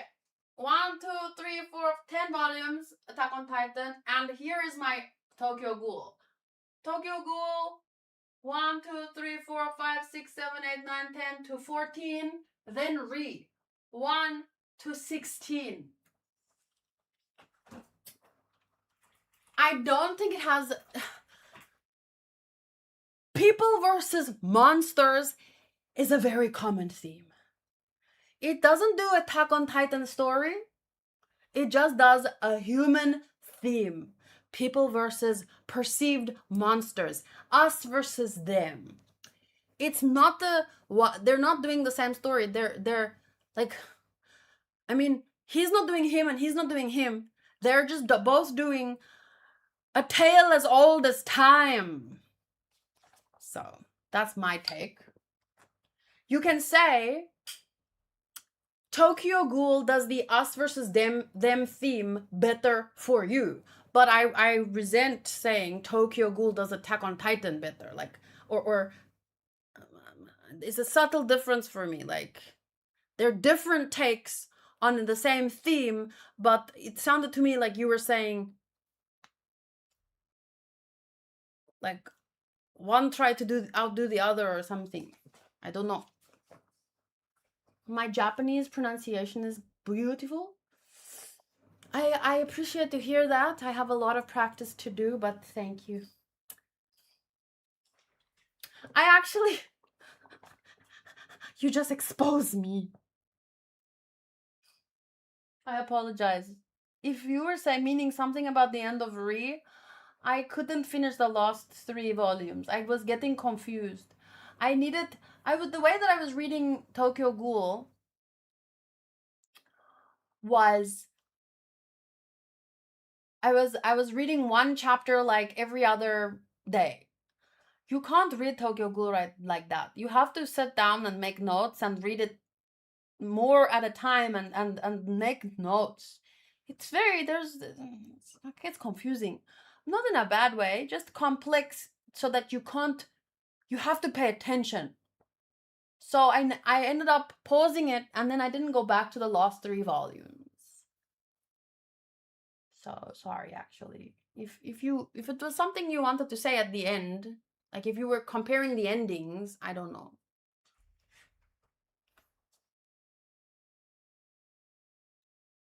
I feel better about the end of Re than Attack on Titan. Okay, so if you want to talk about the ending specifically, I can't have an opinion on that. But I just wanted to point out, I think that both stories are a different interpretation of a theme that is literally as old as humans are. Conflict between us versus them. That's just, Okay, here is Espada's a controversial opinion. Dragon Ball Super fans, are you ready?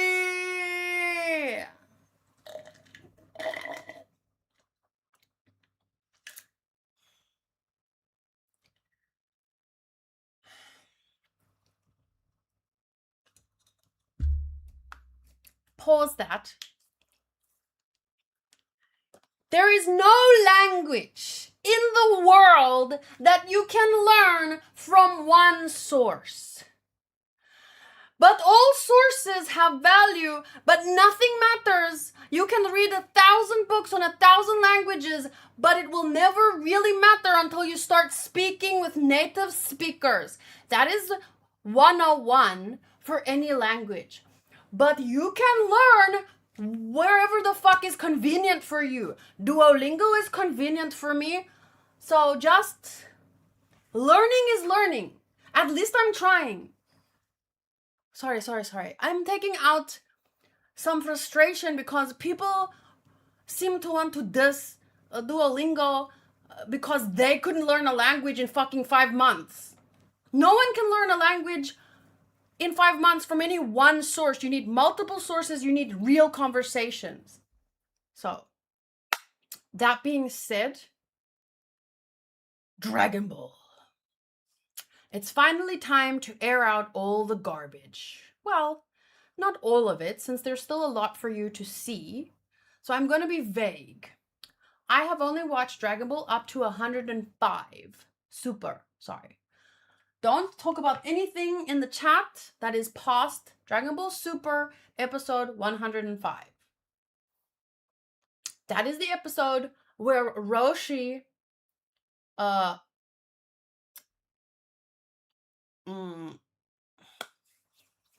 do I say this? Is eliminated from the competition. Okay. My unpopular opinion, says Espada, is that Akira Toriyama should not have come back. He should not have continued Dragon Ball franchise. Ever since I joined this community, I have tried to look for the good in Dragon Ball Super and Daima. Although I have found some good, I have dug deep to find it. I believe Super and Daima has done way more harm than good.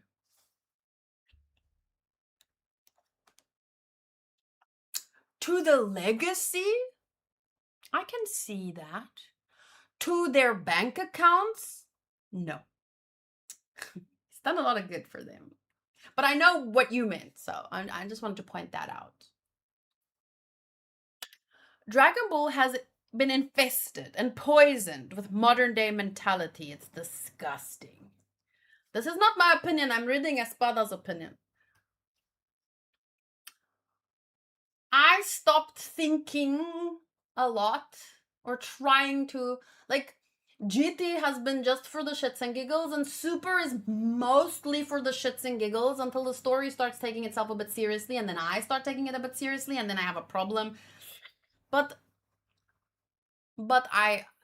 Z is always, Dragon Ball and Z, always the best. I'm a new fan, so I say that lightly, sort of. I have only watched it once, and I'm still watching Super. So, now, everyone needs personality, hopes, dreams, backstory, feelings, character development for unimportant characters. Akira Toriyama in his prime used to be godly, like a mangaka legend. But in his old age, after coming back, he has been nothing but... You're blaming Toriyama for a lot of things that Toei should be blamed for. But okay.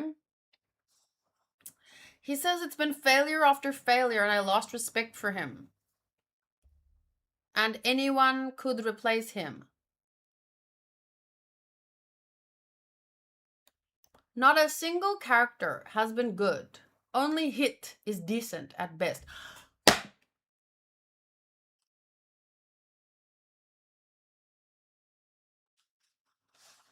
Beerus? Who is...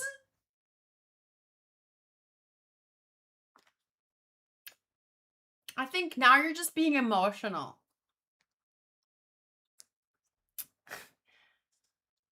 Not a single character has been good. Only Hit is decent at best. I strongly dislike each and every new character that has been introduced, but none more than the guy called Black or Rose. He's very flamboyant. Flamboyant? For crying out loud. He has pink hair. It can't get worse than that. Oh, you're trolling. You're definitely trolling. You must be trolling. We used to make jokes about Vegeta's pink shirt, and now we have someone who's supposed to be cool with pink hair. Hell no. You're trolling, right? Are you secretly gay? Are you fighting it? I can't think of any other reason why pink hair would bother someone other than you're secretly gay and you're trying to hide it from yourself. There's no other reason why pink would bother you so much. You can talk about badly written personalities. You can talk about, but hopes, you know, you don't want to care about the character's feelings and everything. But being so bothered about pink hair?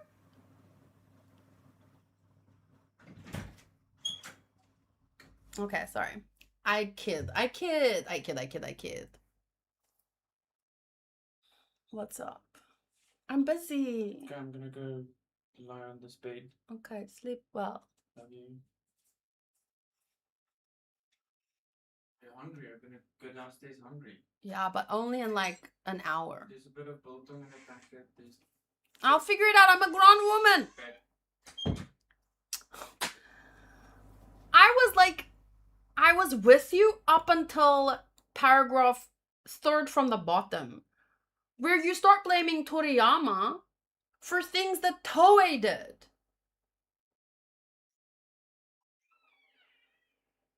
Hi, Faizan. Nice to see you.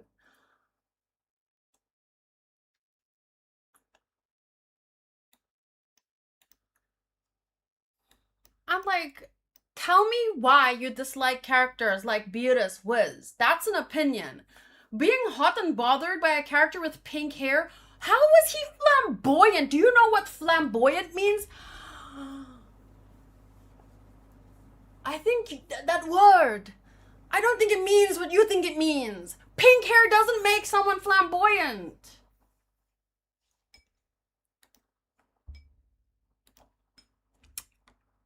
Flamboyant is RuPaul.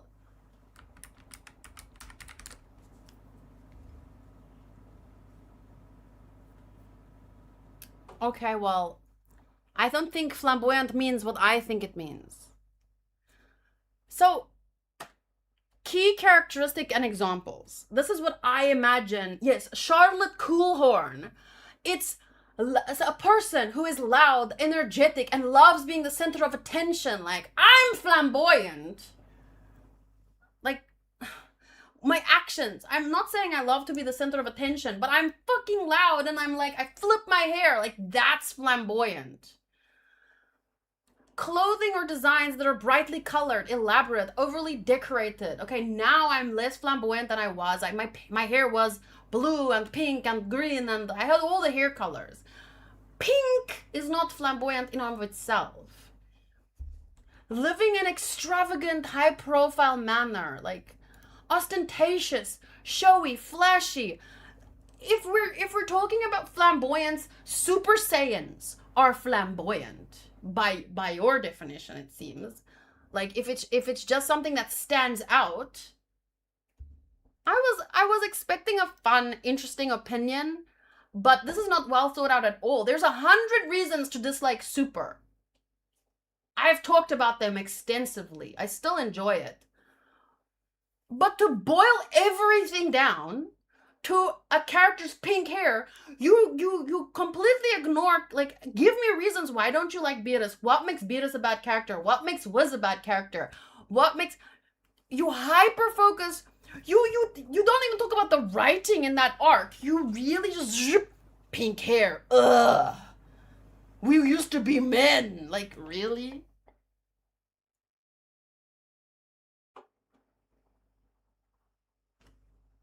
I'm not a very liberal person, and I'm not very conservative either. I feel like I'm more or less in the middle.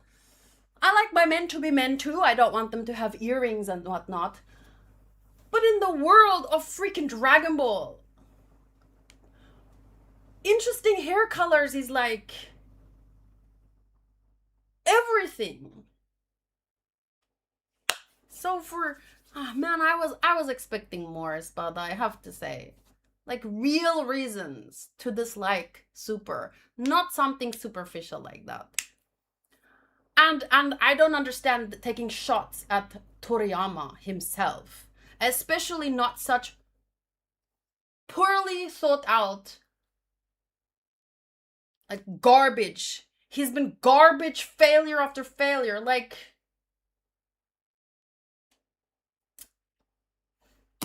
I don't know, I expected a bit more there, but okay. I can't talk to people about Dragon Ball. Every time I try and say something, they dismiss it and label me a bigot. Cause you're acting like one. Give real reasons.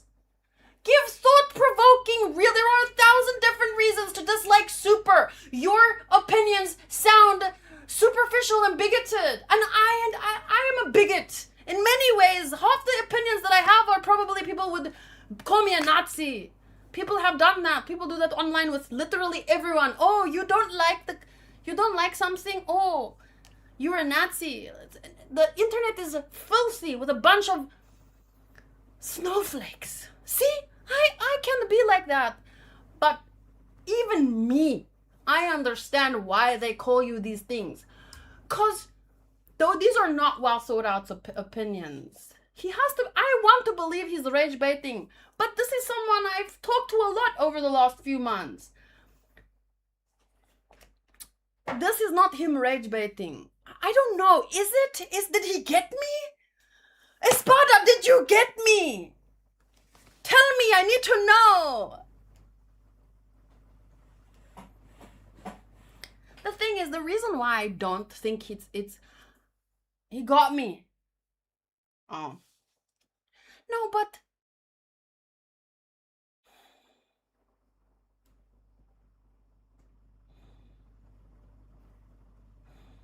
he has real reasons. He has better reasons. We've talked about the reasons. That's why I can't fathom. This is not what I expected. Anyway, maybe you got me, Espada. If you did, good for you. But a little part of me knows that these are the most superficial words of true feelings that have nothing to do with hair color.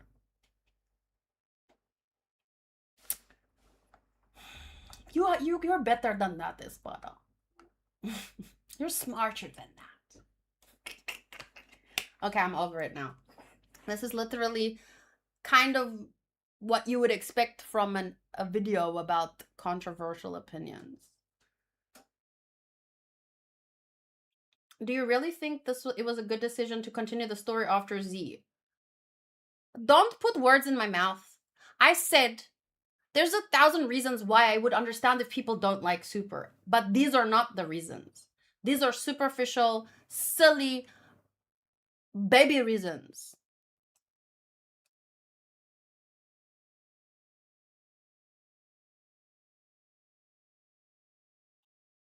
Imagine if DBS was done by Mappa or Ufotable. People would be talking different. It's not just, it's the visuals to a great extent, but it's also the writing. So, and it's, I feel differently. I read very few of the manga, but it felt more, it felt better. The anime, yeah, I don't love the anime, but it has its moments. It's still fun to watch.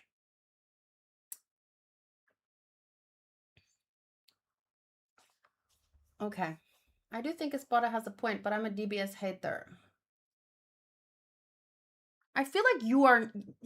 Every single message of yours proves to me that you can only hear every 10th word that I utter.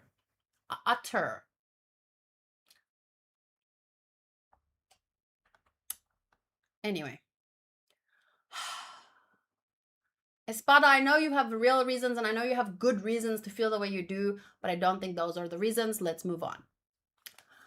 And I think you're justified that there's a lot of reasons why I don't like Super 2. I think Z is 1,000 times better. I think they came back for fun and for money. And that's fine because I want to have fun. But I think that they owe better to the fandom, the anime. But the manga looked decent to me. So I still want to read the manga and have an opinion on that. But for now, I get your opinion on the anime. But the flamboyant character is not. Frieza is more flamboyant than Black. Let's be honest. He literally laughs like, oh! he literally... There's nothing wrong with being flamboyant. Flamboyant characters are super fun, super entertaining if they're well written. There's many reasons why that arc of Black is not well written. But it has nothing to do with pink hair. But yeah, it's fun to have these conversations. So that was a good laugh. Let's move on. Granddaddy Otaku-sama. Get ready for a multiple choice of potentially unpopular opinions. Attack on Titan is overrated. I like the show before it got overly complex and betrayals and politics and all this other crap. Surviving a giant monster apocalypse was enough without all the extra melodrama. That's a horrible opinion.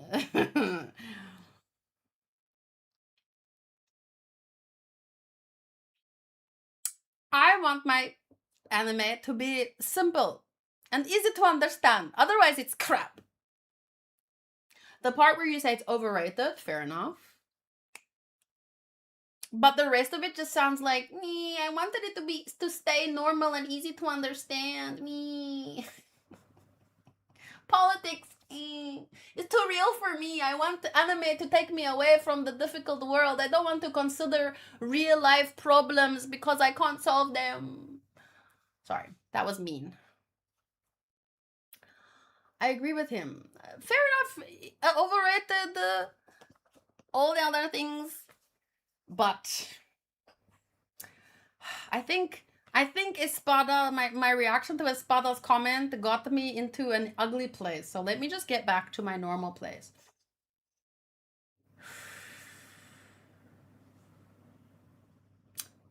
I understand wanting simpler, more straightforward stories. But that's why Demon Slayer exists, which is brilliant and simple, straightforward, gorgeous looking, likable characters. But I don't know. Attack on Titan has had politics from the very beginning. So I don't really think it changed. I just think that we got a second perspective, which put everything from the beginning, like it flipped you out. And then there was too much. And then you had to start thinking, and some people don't like that.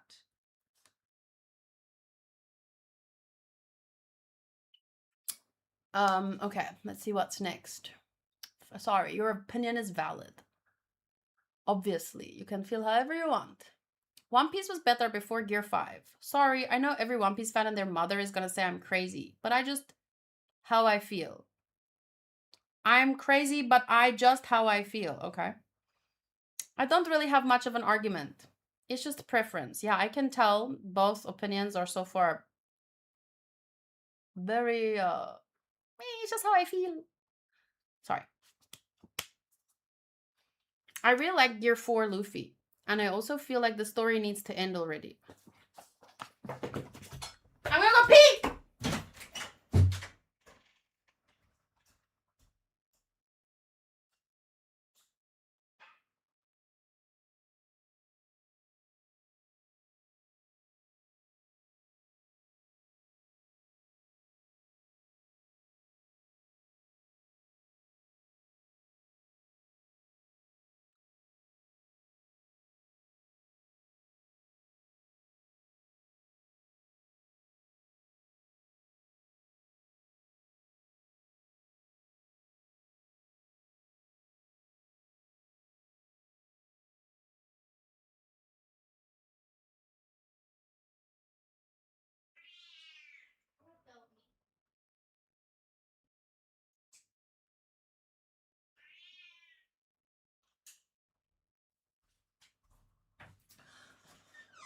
Okay.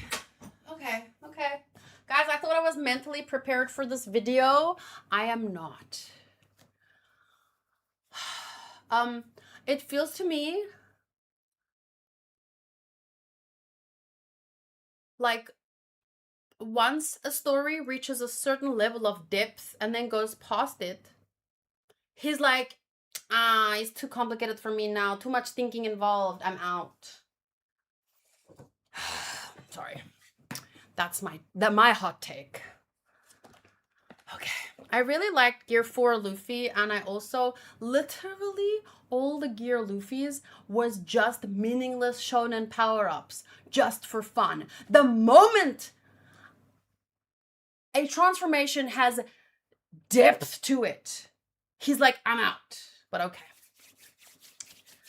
This is why I'm here. Controversial opinions. Let's go. Don't get me wrong, I've been watching since I was 14. I don't regret it, but man, when we gonna settle down and call it a day? Cherry, how long have you been watching One Piece?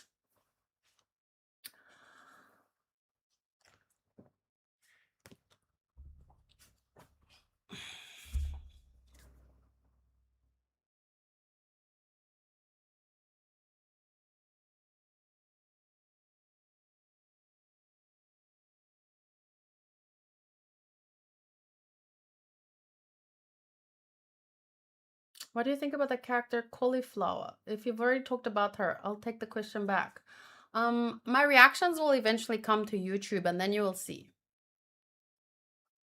Since I was like 7, to the people who wanted to end, there's the door. Death Note second half is just as good as the first half. So many fans instantly turn off at a certain moment, we all know which. And not only that, they actively tell reactors and others to stop after that point, which I find idiotic. Why would anyone want to stop a story halfway through? Nier is an excellent character, as is Mello, and the story ends the way that it should. Nothing more, nothing less. I like the end of Death Note. I didn't like it as much as the first half. It's not equally good for me, but fair opinion.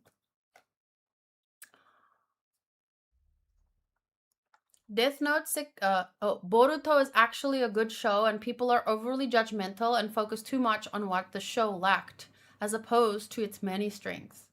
They also actively choose to not understand the complexity. Oh, now we can understand complexity. Now we care about. They actively choose not to understand the complexity of Boruto's character because they're too busy worshipping Naruto. Like, yes, Naruto is our boy, but Boruto is great in his own way.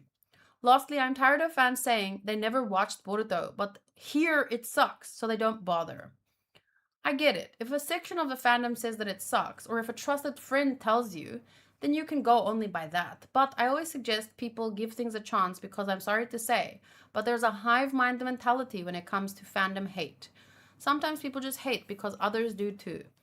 It's easy to have the same opinion about something, it's harder to have nuance. And then Dragon Ball Super, this is his last opinion. Dragon Ball Super is literally just glorified fan fiction, and I'm sticking to that opinion. People always defend it by saying it was created by Toriyama, and honestly, I understand this defense is meant to solidify the canon validity. But ironically, some of the best people will say the second half of Death Note shouldn't be watched, despite being by the same creator. Those are different reasons, though. You can't compare two completely different fandoms, two completely different opinions. Like, you have to point me to the person who said both things. Point me to the person that said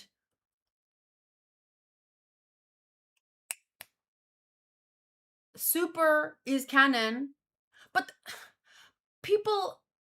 Okay, point me to the person that said Super is canon, but don't watch Death Note. Like, I've never seen one person say both things. You're convoluting two completely different. And also, people don't dislike the second half of Death Note because it's not canon. It has nothing to do with who wrote it.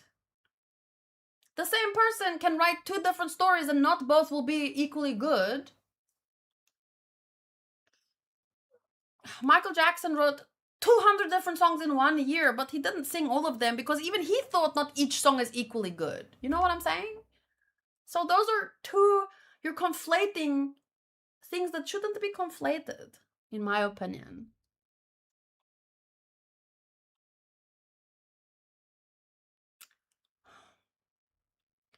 When the first Goku Saiyan transformation happened, it felt like a limit had been broken. S4 felt like it was surpassing a limit, but ever so dangerously. Nowadays, it feels like there are no limits. Goku can apparently go further if he just believes. And yes, this opinion extends to Daima, but I will spare you another paragraph.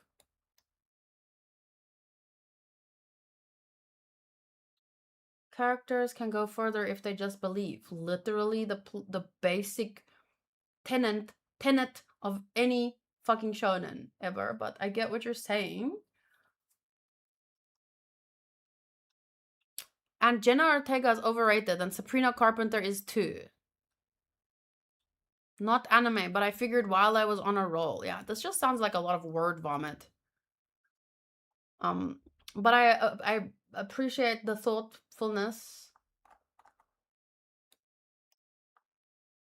It's good to hear other opinions.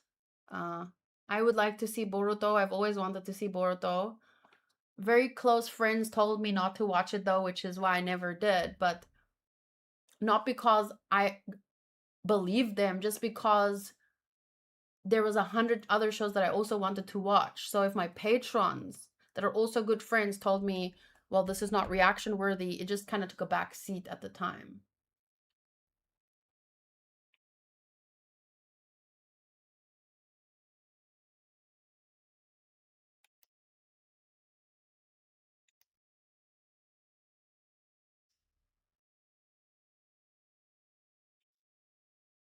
If you ever watch Boruto, I will start it with you. Maybe we should read it. Apparently, a lot of people say because of filler, like they just were padding and padding and padding, and people got over it. You know, you could do filler, 100 filler for shows back in the day. But nowadays, people have a less of an attention span. So it's either like canon and action or nothing.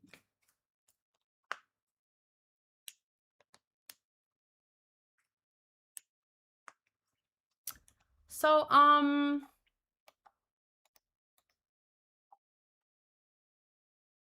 don't know what to say. Like, I didn't agree with Knox's opinions on Bleach, but I thought they were very well thought out, and like the reasons made sense to me. These don't seem very well thought out, so they're difficult to understand. It's literally just like, oh, I don't like that, and here is some poorly chosen words to try and express why. But then I can't really understand. Like, I understood. Okay, interesting. Okay, let's see. There's some conversation happening after these comments. Bob said, I don't think that not liking Toriyama coming back is an unpopular opinion. I think it's a very divisive point, but this is about controversial opinions. Controversial means it's debatable, right? People tend to argue about it. So in that sense, it is a controversial opinion, even if it's not an unpopular opinion. Either opinion is welcome in this video, even when it's difficult to read. But part of that is also the reaction. So I'm still a reactor. So even if I don't understand the opinions, like I can't intellectualize them and make sense of them, I hope that my reactions are still entertaining to you. But Bob continues and says, most people I know that like Dragon Ball didn't even care to watch it. Super. And then Bob says, I treat Super and Daima the same way that I treat something like Boruto. And Espada said, who even watched Boruto, with a cool emoji. And then Bob said, the Boruto manga is one of the most read manga on the Manga Plus app by the numbers shown. But the thing is, I always wanted DB to come back in the past, but now I know better. And then he showed this, which is very interesting to look at. One Piece is the most popular. This is on Manga Plus. So this is not necessarily where Japanese people read, but this shows maybe a lot of, well, you can see here, English reader, English, right? I guess. So One Piece is the most popular on Manga Plus, followed by Boruto, Dandadan, and Spy Family. Just interesting to note. It would obviously change from 1 week to the next. Now compare physical copies. I don't think that's not really what we're talking about. Whether people are willing to spend money on something, we're talking about who's reading it. This shows who is reading it. So I don't really know what the point is that you're trying to make. The topic of discussion was who reads Boruto, who watches Boruto. Apparently lots of people. So that's the only point we're making.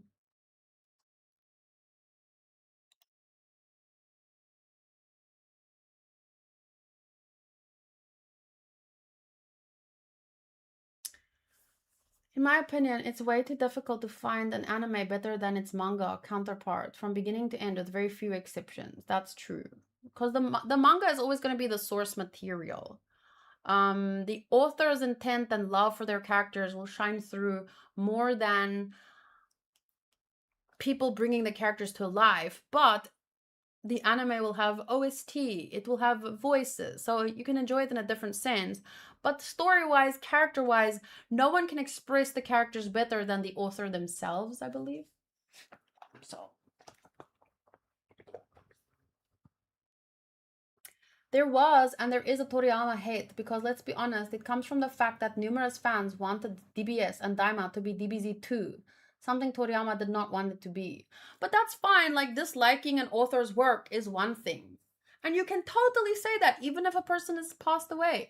You can say, I don't like what they did here. But there is a better and a worse way to say things. And you have to acknowledge more than just like you can't pack all the blame for something on a single person either. I just think that is narrow-minded.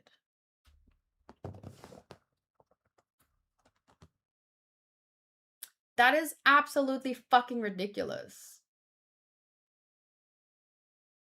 But I guess that's exactly what you were going for.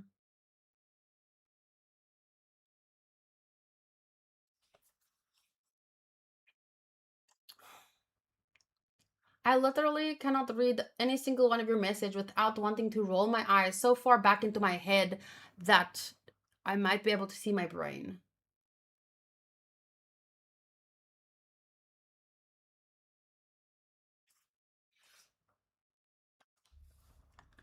Okay, next opinion. Let's see. There's lots of conversations. I'm going to try and skip, but some of them might be interesting.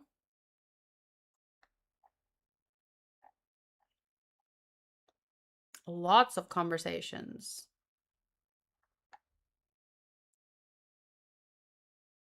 The worst moment in Bleach happens in the Soul Society arc when Ichigo saves Rukia. That is completely and utter bullshit. How does Ichigo in his Shikai stop the Soul Kyoku that has the power of 1 million Zanpakuto and he casually stopped it? I hate that moment. Because if Ichigo could do it, then any and everybody could do it. We could have gotten an explanation on that in Thousand Year Blood War arc, but no. It could have made sense since we know who or what Zangetsu is. And this is coming from a big fan of Bleach.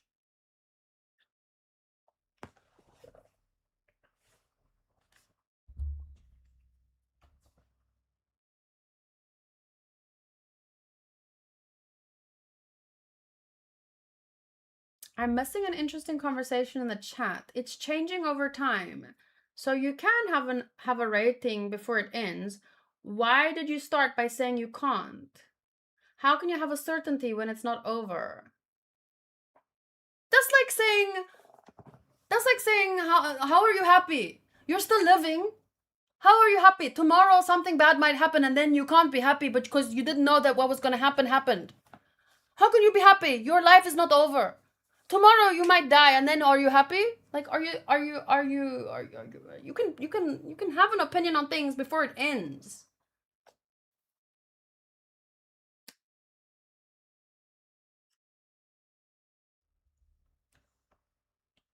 Why are there no reactions to Naruto and Shippuden on your YouTube? they got taken down and blocked on my Patreon also. So my Patreon was suspended as a result of Naruto and some other reactions. And then I had to take them all down from Patreon and YouTube, but they're still available on my Discord if you ask one of my mods. They can send you about 30 reactions per week for as long as you're a patron. A level 2 patron, sorry. We're talking about reviews, not opinions.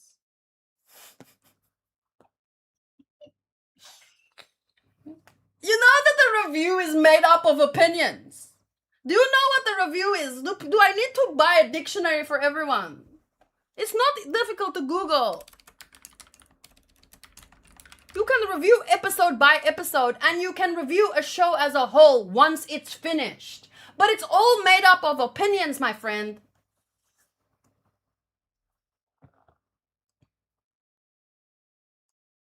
A lot of fans of shows don't know how the business works. It's not just up to the author, but also their advisors on whether they want a long-winded show or not. Yeah, good manga for that. I haven't watched the anime, but a very good manga for that is Bakuman. It gives you a little bit of insight into how the system works behind the scenes.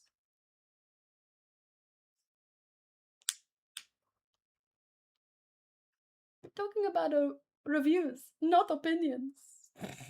Sorry. Okay, next.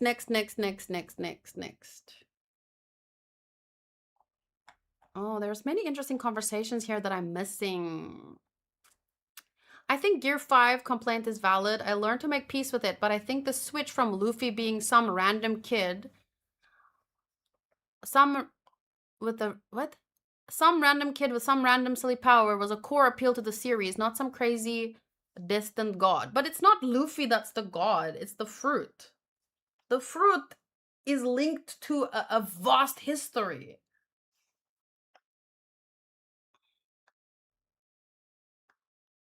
That's kind of like life, though. Like, every person starts out as just another person, but once you start dreaming about something as impossible as becoming the Pirate King, once you start taking steps to make that dream come true, doors will open for you, and you will have to step into roles that you don't even want for yourself. That's literally Luffy. His fruit just happened to be more meaningful. It doesn't take away from who Luffy is.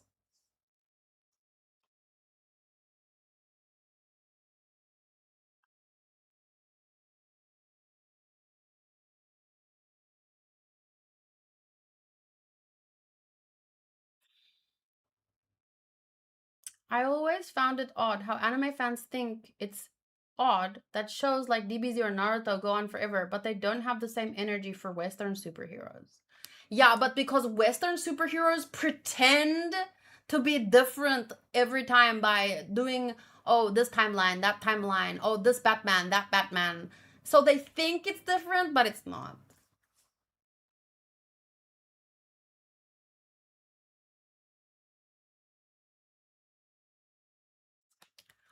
Personally, if Luffy was able to achieve becoming something like the Pirate King as without stepping into some world-changing shit, the story could not be done justice. It just couldn't.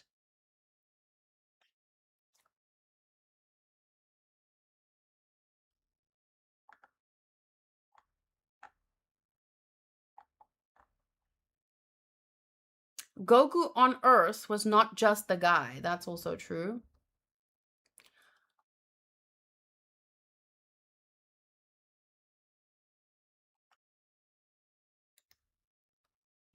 In Naruto, multiple characters fit the same prophecy. That's how you do it.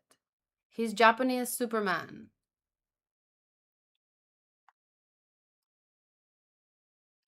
No hate on our monkey boy, but let's be real. When they turned him into the one, I was like, he's not the fucking one. He literally want to be, oh my god, Oh my god, he wanted to be the pirate king from the very beginning.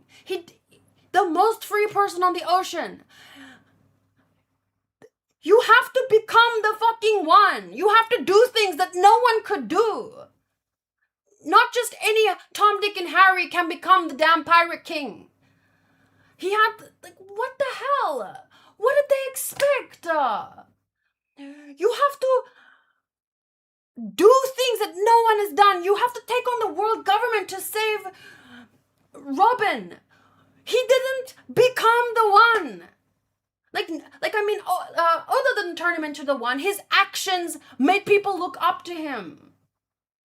If you do great things, you become a great person. If you have a great goal that 1 in a million people can achieve, you have to be that person.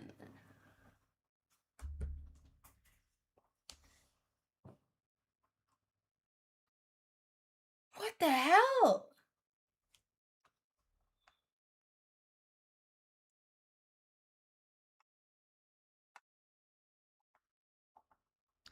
I don't understand. It's like, I can't believe in myself unless I see an anime character do amazing things but stay just as small as me.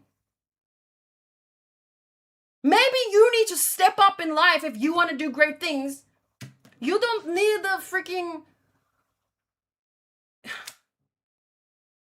magical sword, or like, we don't have a shonen things.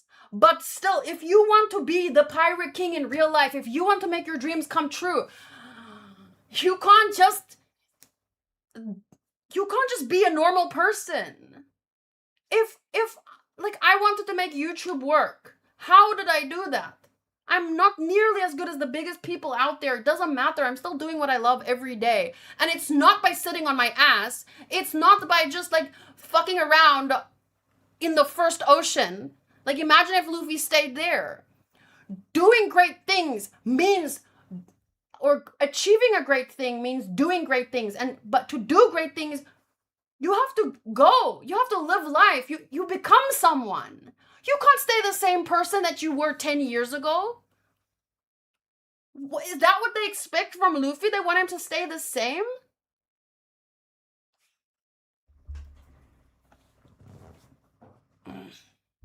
So sad. People, to me, my summary, what I'm getting from this is that people, they want something superficial. They want something superficial to look at, to make them feel good for 5 minutes. Ooh, I can do anything that I set my mind to. But once things get difficult, once they have to prove that they're willing to take the steps to not just dream great, but be great.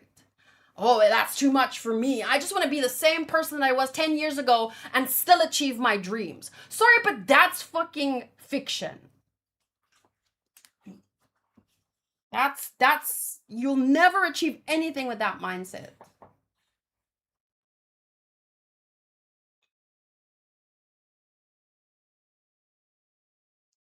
I don't think so. I think Oda has a really good ending. I do think he's stretching things out to some extent, but I have a lot of fun with it, so I'm not going to complain.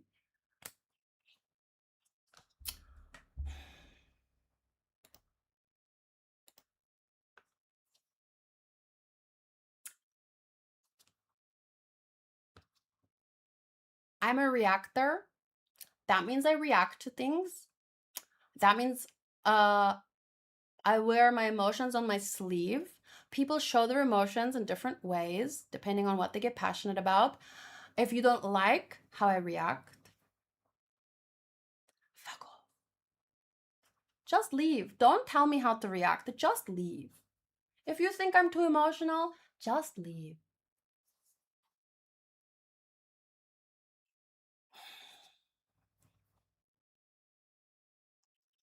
I don't understand the G5 hate. The whole story built up to this. Luffy's goal is to become the person with the most freedom. He's joyful, always laughing. We're in the final saga. Yeah, I honestly, it's the most meaningful one. I don't know. I don't understand. A heart rate monitor for this would be fun. I don't want to expose myself like that. Okay, this next opinion is from Ragna Akali.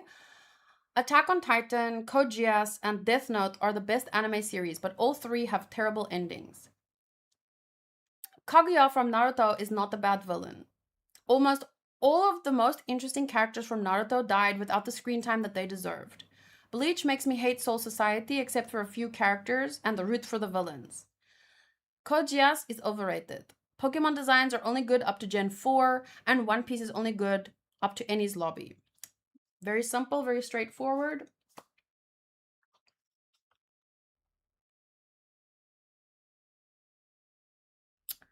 Here's Modru's opinion, which we have talked about before, but we can talk about it again. Cell is a terrible villain. Compared to villains like Vegeta or Frieza, Cell's goals are pretty generic. He just wants to become perfect and prove he's the strongest. But he was made by, he was a manufacturer by a person that had the different goals, and so he's reflective of what came before him, but okay. He also changes personality depending on the plot. Early form of Cell feel like a horror villain being sneaky, but then his brain developed because he ate people and think differently. After becoming Perfect Cell, he suddenly acts more like a smug tournament fighter. Some fans feel it's like watching two different characters stitched together because he does technically become. I mean, he literally fuses other people's cells with his own. It's kind of self explanatory. The horror tone disappears because the story shifts into martial arts spectacle. At first, he seems calculating, and then once he reaches perfect form, he becomes reckless. Because of. It's kind of like humans. If you take our species, you know, we had to think differently, we had to survive, we had to be strategic. Now we've come so far, we feel we've built walls around us, security systems, you know, ice lattes and anime and comfy jobs for the most part, and we think we're on top of the food chain, so we get cocky. But put us out into the wild.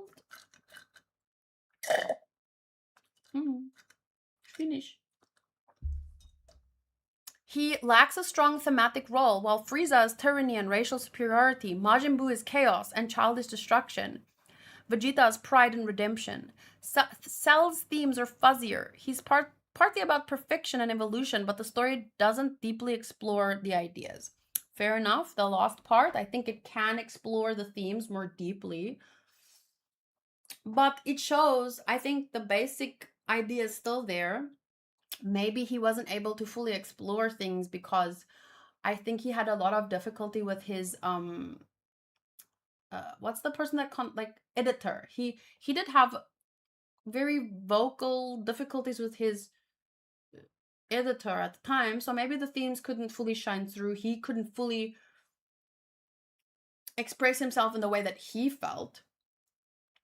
But I think the basic theme still hits for me when it comes to like evolution and becoming better and better to the point where you think, you know, you're on top of the food chain, and then that exploding in your face because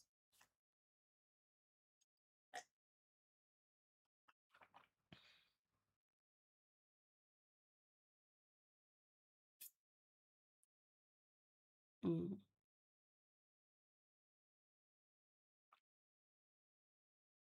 Yeah, there says the only thing that I don't like about Gear 5 is the fights will be silly, but the other Straw Hats fights will be epic, so I'm okay with it. But that's kind of is too big of a, I get what you're saying, totally fair to not like sillier fights, but it's the nature of One Piece. One Piece is fucking silly. It's a rubber superhero. Like it's just his peak silliness. I get not liking it, but that's actually one of the reasons why people don't like One Piece, because they think that Luffy is a silly character. So him becoming peak silly and that being wrapped into one of the most I mean, that's one of the biggest themes in the story. It kind of touches on the whole Vinland Saga thing. Like, how do you a character like Thorfinn is very difficult for me to understand, even like he's an ideal for me. But I don't know if I could ever do that. Like, forgive horrible people. Like, be so centered. Luffy is kind of like that. He, in the sense that it's not so much this deep sense of forgiveness, but rather he doesn't take anything seriously. So they touch on similar themes in that way for me. I know it's a difficult comparison to make, and I apologize for making it so badly, but it's just like they when you are being hurt, it's very personal and it's difficult to step out of the situation and do something like forgive the person who hurt you. That part of stepping away, that's Luffy's character. Like, if someone does something wrong, he fights them, but he doesn't, nothing is personal. It's kind of like both are above the situation, looking at it from a less. So it's two means to reach the same or a similar conclusion. One is more spiritual, stepping away from a personal situation and rising above. And Luffy's is more, it reaches the same conclusion to me, but it takes a different approach. So the method of removing yourself from the pain of life so that it doesn't consume you is by laughing and by being light. Not to pretend that the dark doesn't exist. Like I turn on a light to see. It doesn't mean I pretend the dark doesn't exist. I know the dark is still there, but I Luffy becomes the light. His character is, his form is that incarnate. So it's just a means to give people something, because life is fucking hard. Bad things happen in the world. How do we move on from that? How do we look at the beauty in life when there's so much darkness around us? How do we forgive people that when, because if you don't forgive people, it's like poison. How do we do these things? It's how do we live life knowing right now there's wars? You have to, there's 100 different, we can distract ourselves, we can throw ourselves into work, or but these characters are just examples of, rather than running away from the darkness, they shine in different ways a light that shows you that there's more to the world than only darkness. I can't say words well today. I'm tired. It's been many hours, but I'm trying here. That's always been Luffy's character. It's just reached the peak, but he's been the silly guy from the very first episode, and that's why I've loved One Piece from the very first episode. Nothing's changed. It's not a false hope. If more people were like Luffy, if more people were like Thorfinn, the world would be a much better place. Much, much, much better.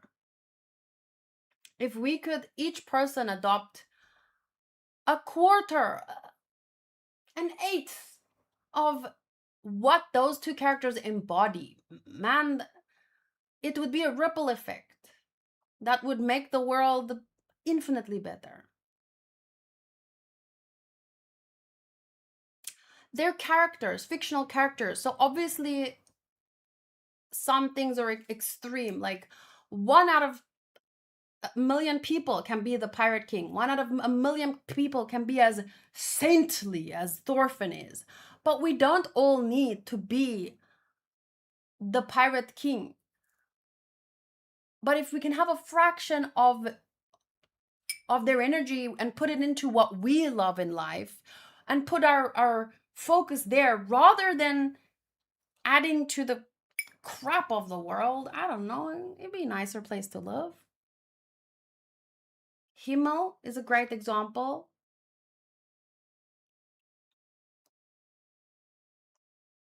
I've had to forgive a lot of deeply hurtful people in my life. If you become the darkness around you, you create more. Enlightened people understand the bigger picture matters more. It's like, it's a very difficult concept to capture in words, which is why we express these beliefs through characters like Luffy and Thorfinn. Because how do you explain to someone, oh, forgive the person who punched you, forgive the person who punches is easy to forgive. There are bad things that happen in the world, and how do we stop ourselves from becoming that, being consumed by the pain? We learn from characters that rise above. We learn from characters that shine a light. We learn from characters that don't ignore the pain, but like Luffy never ignores the pain. He goes through a lot of difficult situations too, but through his goals, the friends that he has around him, he keeps living life, and that's, I mean, meaningful. Yeah, it's not easy, but it's worth it.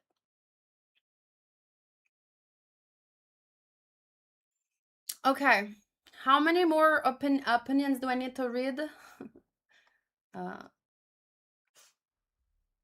I do like Anison.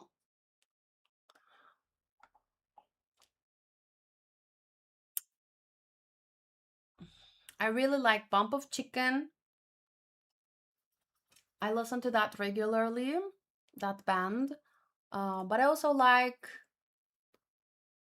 many openings. I mean, Aina is newer and sings very good openings. I mean, Lisa, obviously. I don't know who sang The Peak, but that. We can always do a part 2 next week. I can finish up with one more. It's been 2 hours, so I can always do a part 2. It is a difficult topic to cover.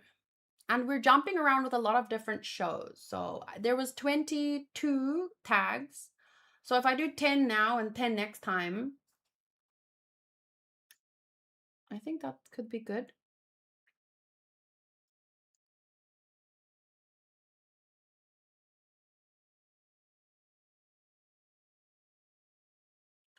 You have to be like Ayana Koji.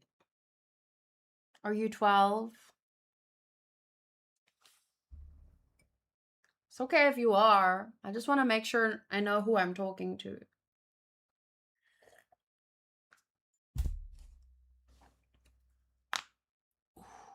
That was nice. Okay, let me finish up with Shoru's comment, and then we come back from there. And if anyone else, maybe I can, if more people comment on this video, I can read those comments. And I also want to read comments on the video from 7 years ago, six years ago, because I brought this question back from then, and there were probably very interesting opinions from that video too that I want to see. How much have things changed? Like, are people still focused on the same controversial opinions, or have they developed in time? Okay, so here is Shoru's message. I hate the explain but don't show formula in anime, where the narrator keeps explaining things while the visuals barely represent what's actually being said. Instead of letting the scene speak for itself, they over-explain and expect you to accept it just because the narrator said so. It completely kills immersion for me. A powerful moment should feel powerful through direction, animation, atmosphere, expressions, pacing, and choreography, not because someone is narrating the details in the background. They used this a lot in Jujutsu Kaisen Season 2, and thankfully improved it in Season 3. And I also felt it heavily in Hunter x Hunter. And this anime name might be a spoiler. Oh, that's fine. Sometimes it feels less like watching events unfold naturally and more like being told how amazing everything is. Like, I get that, because if we wanted to read, we'll go read a light novel, right? in anime you want to see. And even then, a light novel can describe a scene versus telling you, well, that happened. It's a subtle difference, but there's a difference. Like, describing the scene so that you can see it play out in your mind versus just summarizing, well, and then that happened and blah, blah, blah. Even a light novel can do it better and worse, I think. Shoru says, I prefer when anime trusts the viewer enough to understand things visually instead of constantly spoon-feeding every emotion, strategy, or power explanation. I heavily agree with the part that says, like, I don't think you need to explain to me how a power worked right after, or like, you know how a character is fighting and then a character on the sideline says, oh my god, he just did that. And I'm like,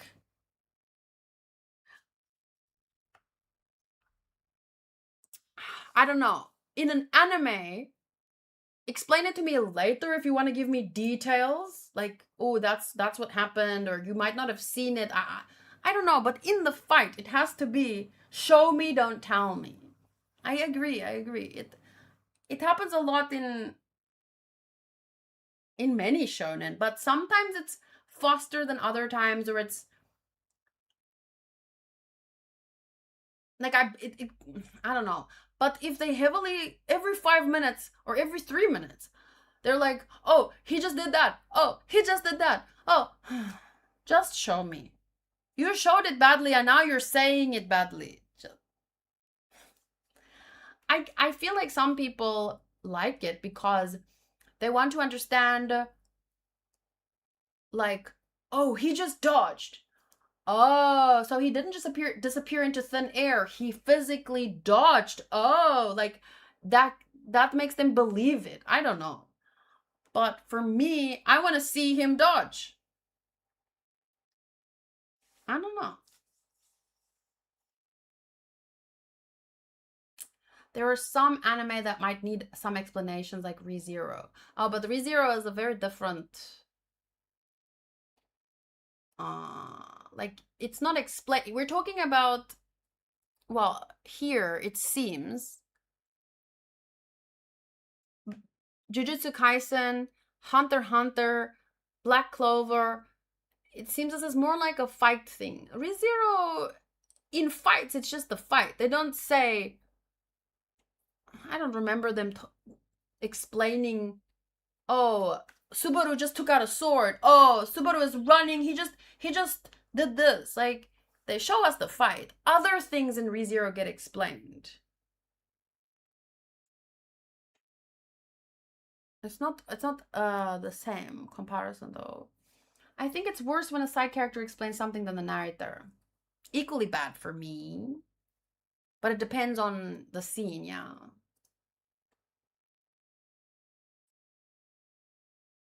At least with a side character, in some instances, it's like believable when they're flabbergasted, and sometimes their reactions can add to the comedy. But I don't like when every 3 minutes it cuts to a side character just to explain like basic things. Especially if the visuals are half-assing it. And then they're like, well, if this doesn't work, we'll just add some words to explain it. Like, no, do it properly the first time.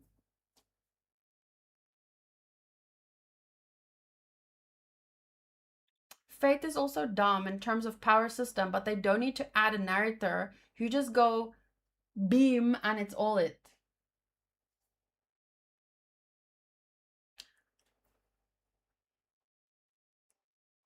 The problem I have with Jujutsu Kaisen is how bad Gege wrote the power of his character. It's worse than Togashi.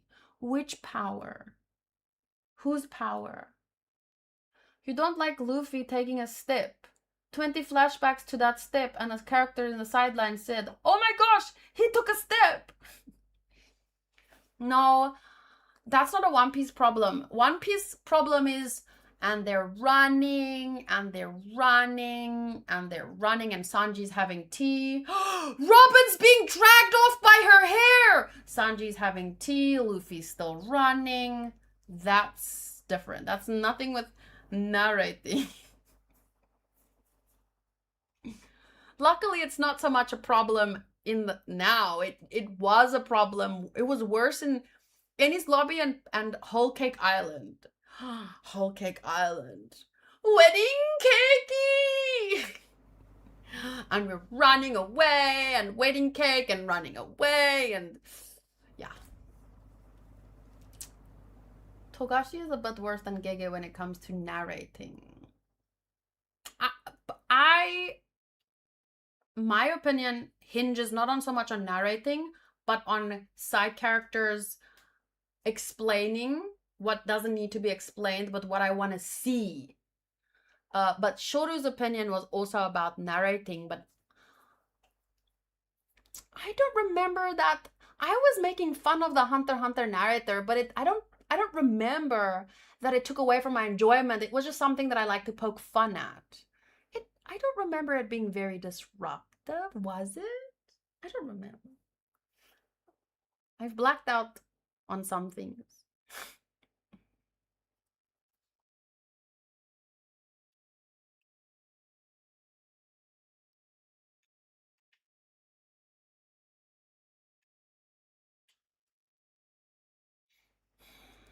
Okay. King Muraura, I'm from South Africa. Yes, I have seen your reactions. It was very disruptive. Oh. Well, in my memory, I remember it more fondly as a light joke between me and the viewers. So don't ruin it for me. Let me just remember it fondly. Mostly the fans caused you to really dig in on poking Hunter x Hunter. Yeah. Especially the part about subverting my expectations.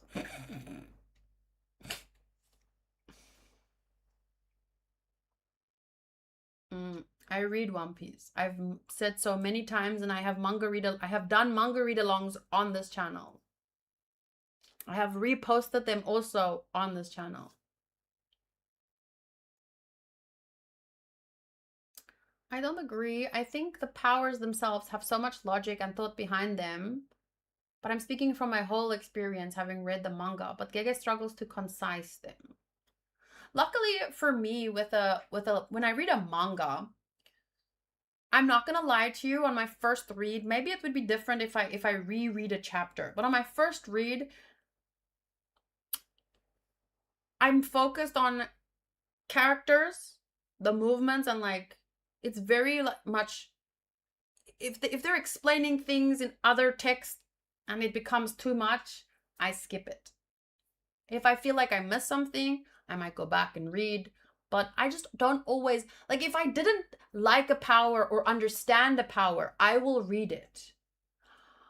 But if it makes sense to me, like I don't need magical freaking powers to always be explained. If it comes out of nowhere, sure, I'll read the rundown. Or this is what I really like about some stories have data books or something like that, where afterwards they add things, they add depth, they have explanations. I like that.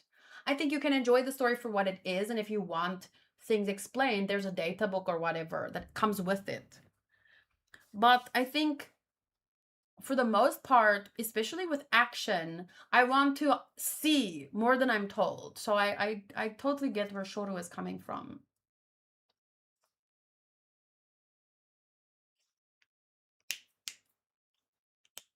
Okay, but thank you guys so much for hanging out with me today. Of course I'm gonna get heated about things. It's literally in the title. Controversial means it's things that people get heated about. So of course, I'm going to react. Like I'm not going to, how to say, when I watch an anime, I'm the same. Like I let my feelings have the forefront because I'm a reactor. So it's about the reaction, but I'm gonna let things settle. I'm gonna give it a week, and the next week we can do part 2. I'm not gonna be able to watch Arcane live. I'm going to have to pre-record it, sadly. I will be doing the finale live on Twitch, the last 3 episodes, but I'm not going back to Kick, and at least not, I don't know, I don't want to go back to Kick after.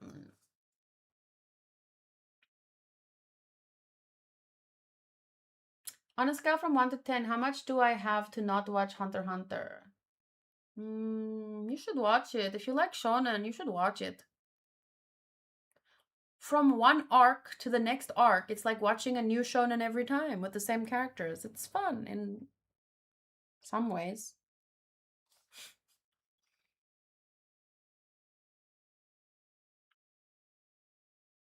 Thank you. This was so much fun. I hope you can wind down and relax well before sleep. And see you next week. Yes. So one more thing, 2 more things before I leave. The first one is that if you were offended by my reaction to your opinion, don't take me seriously. I'm nobody, and you know, I'm as entitled to my stupid opinion as you are to yours. You're allowed to be mad at me though, but both of us are now going to take a break and come back next week, and then it'll be like it never happened, because it doesn't matter in the larger scheme of things, since obviously we'll feel differently about different things. If I really touched on a nerve, feel free to DM me though. We can hash it out one-on-one.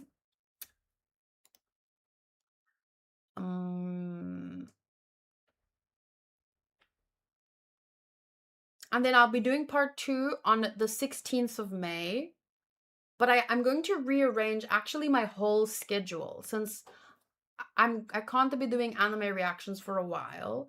And I can only be back to streaming on Twitch a Monday night at 7 p.m. But yeah, I will post an update video for my Patreon soon. So thank you, Espada. Thanks for the stream. I'm glad you agreed and liked my comment. I liked other things that we discussed, but what you said is not what we discussed before, so... Thank you, Odinoko. Thank you, Daoji, Nyader.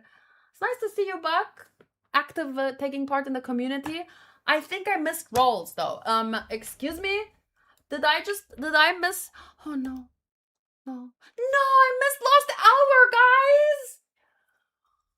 Curses. Okay, wait. I'm gonna roll first, and then I'm gonna say goodbye one last time. I'm regarding your reactions to Slime. Would you consider to watch the Slime Diaries if you plan to watch the OVAs? I would consider it, but I have a list of things that I still need to react to. Like season 3 of Shield Hero and season 3 of Danmachi, and there's a lot of stuff that I still, you know. Oh, she's cute. Okay, one more. Let's roll Miku. I'm very, very sad that I won't be streaming tomorrow, but I will be reacting in my own time, and I will be active on Discord. So hopefully it can still kind of feel like we're hanging out. A little part of me wishes I could stream my reactions on Discord. If I wake up early enough, maybe I can figure it out, but I'm truly scared to lose my Discord server too much. Oh, he looks cool. Ivy. Ooh. I really hope that I get to watch Yu-Gi-Oh! Someday. At least we will have Pokemon Day. That's true. So tomorrow I'm actually,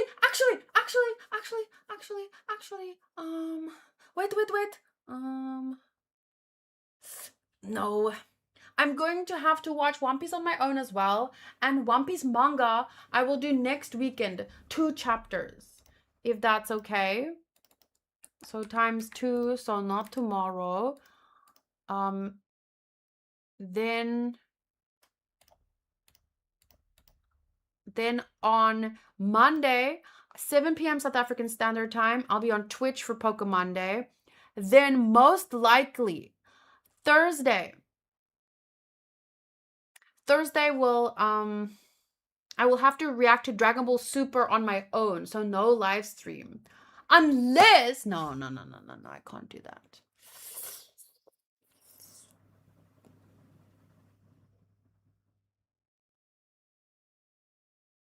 I don't know what I'm gonna do, guys. I really don't know how I'm gonna switch things around.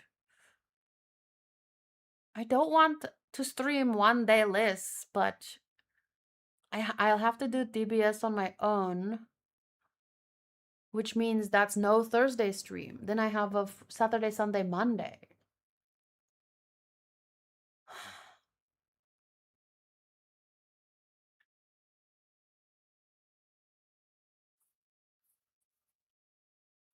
Hmm?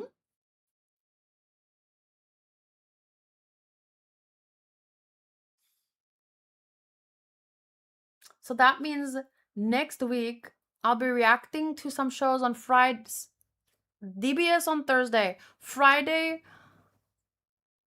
other shows. Then Saturday I'll be live for probably Doro Hedoro.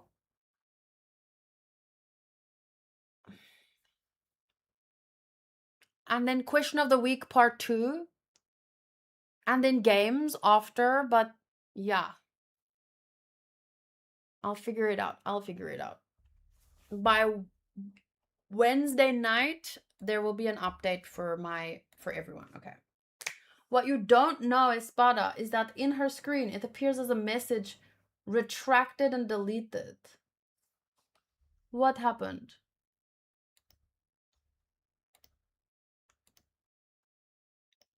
Okay, would you do everything timer style? I'm planning to do One Piece timer style.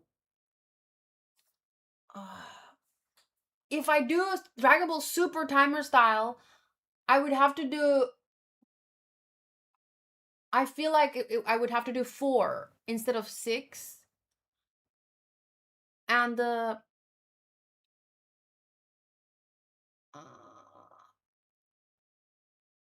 I could do 4 instead of 6. But then I have to work it out with Mike, because he or Hanko needs to add the screen. And but Mike would probably be the best one to do that for patrons. That's a possibility. Good.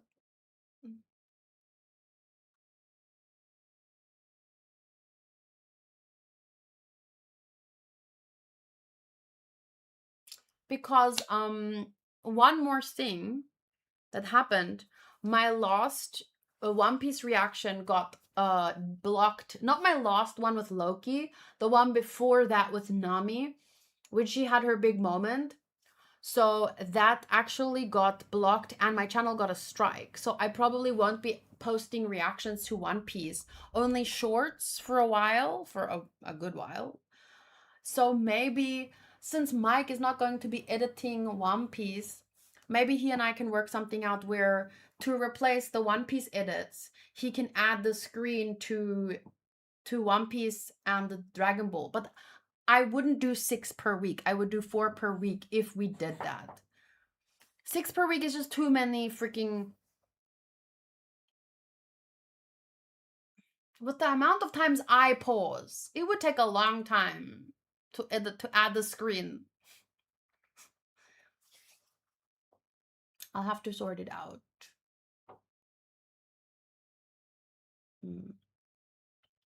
But yeah, that could work for One Piece and DBS. So maybe we can keep DBS Saturdays. We just limit it down to 4 episodes instead of 6.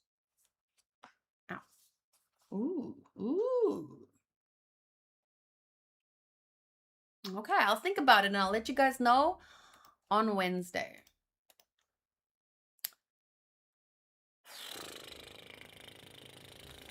I think the word of the day is flamboyant. It's my favorite word of the stream. I'm allowed to DM you. I would like to share something. Why?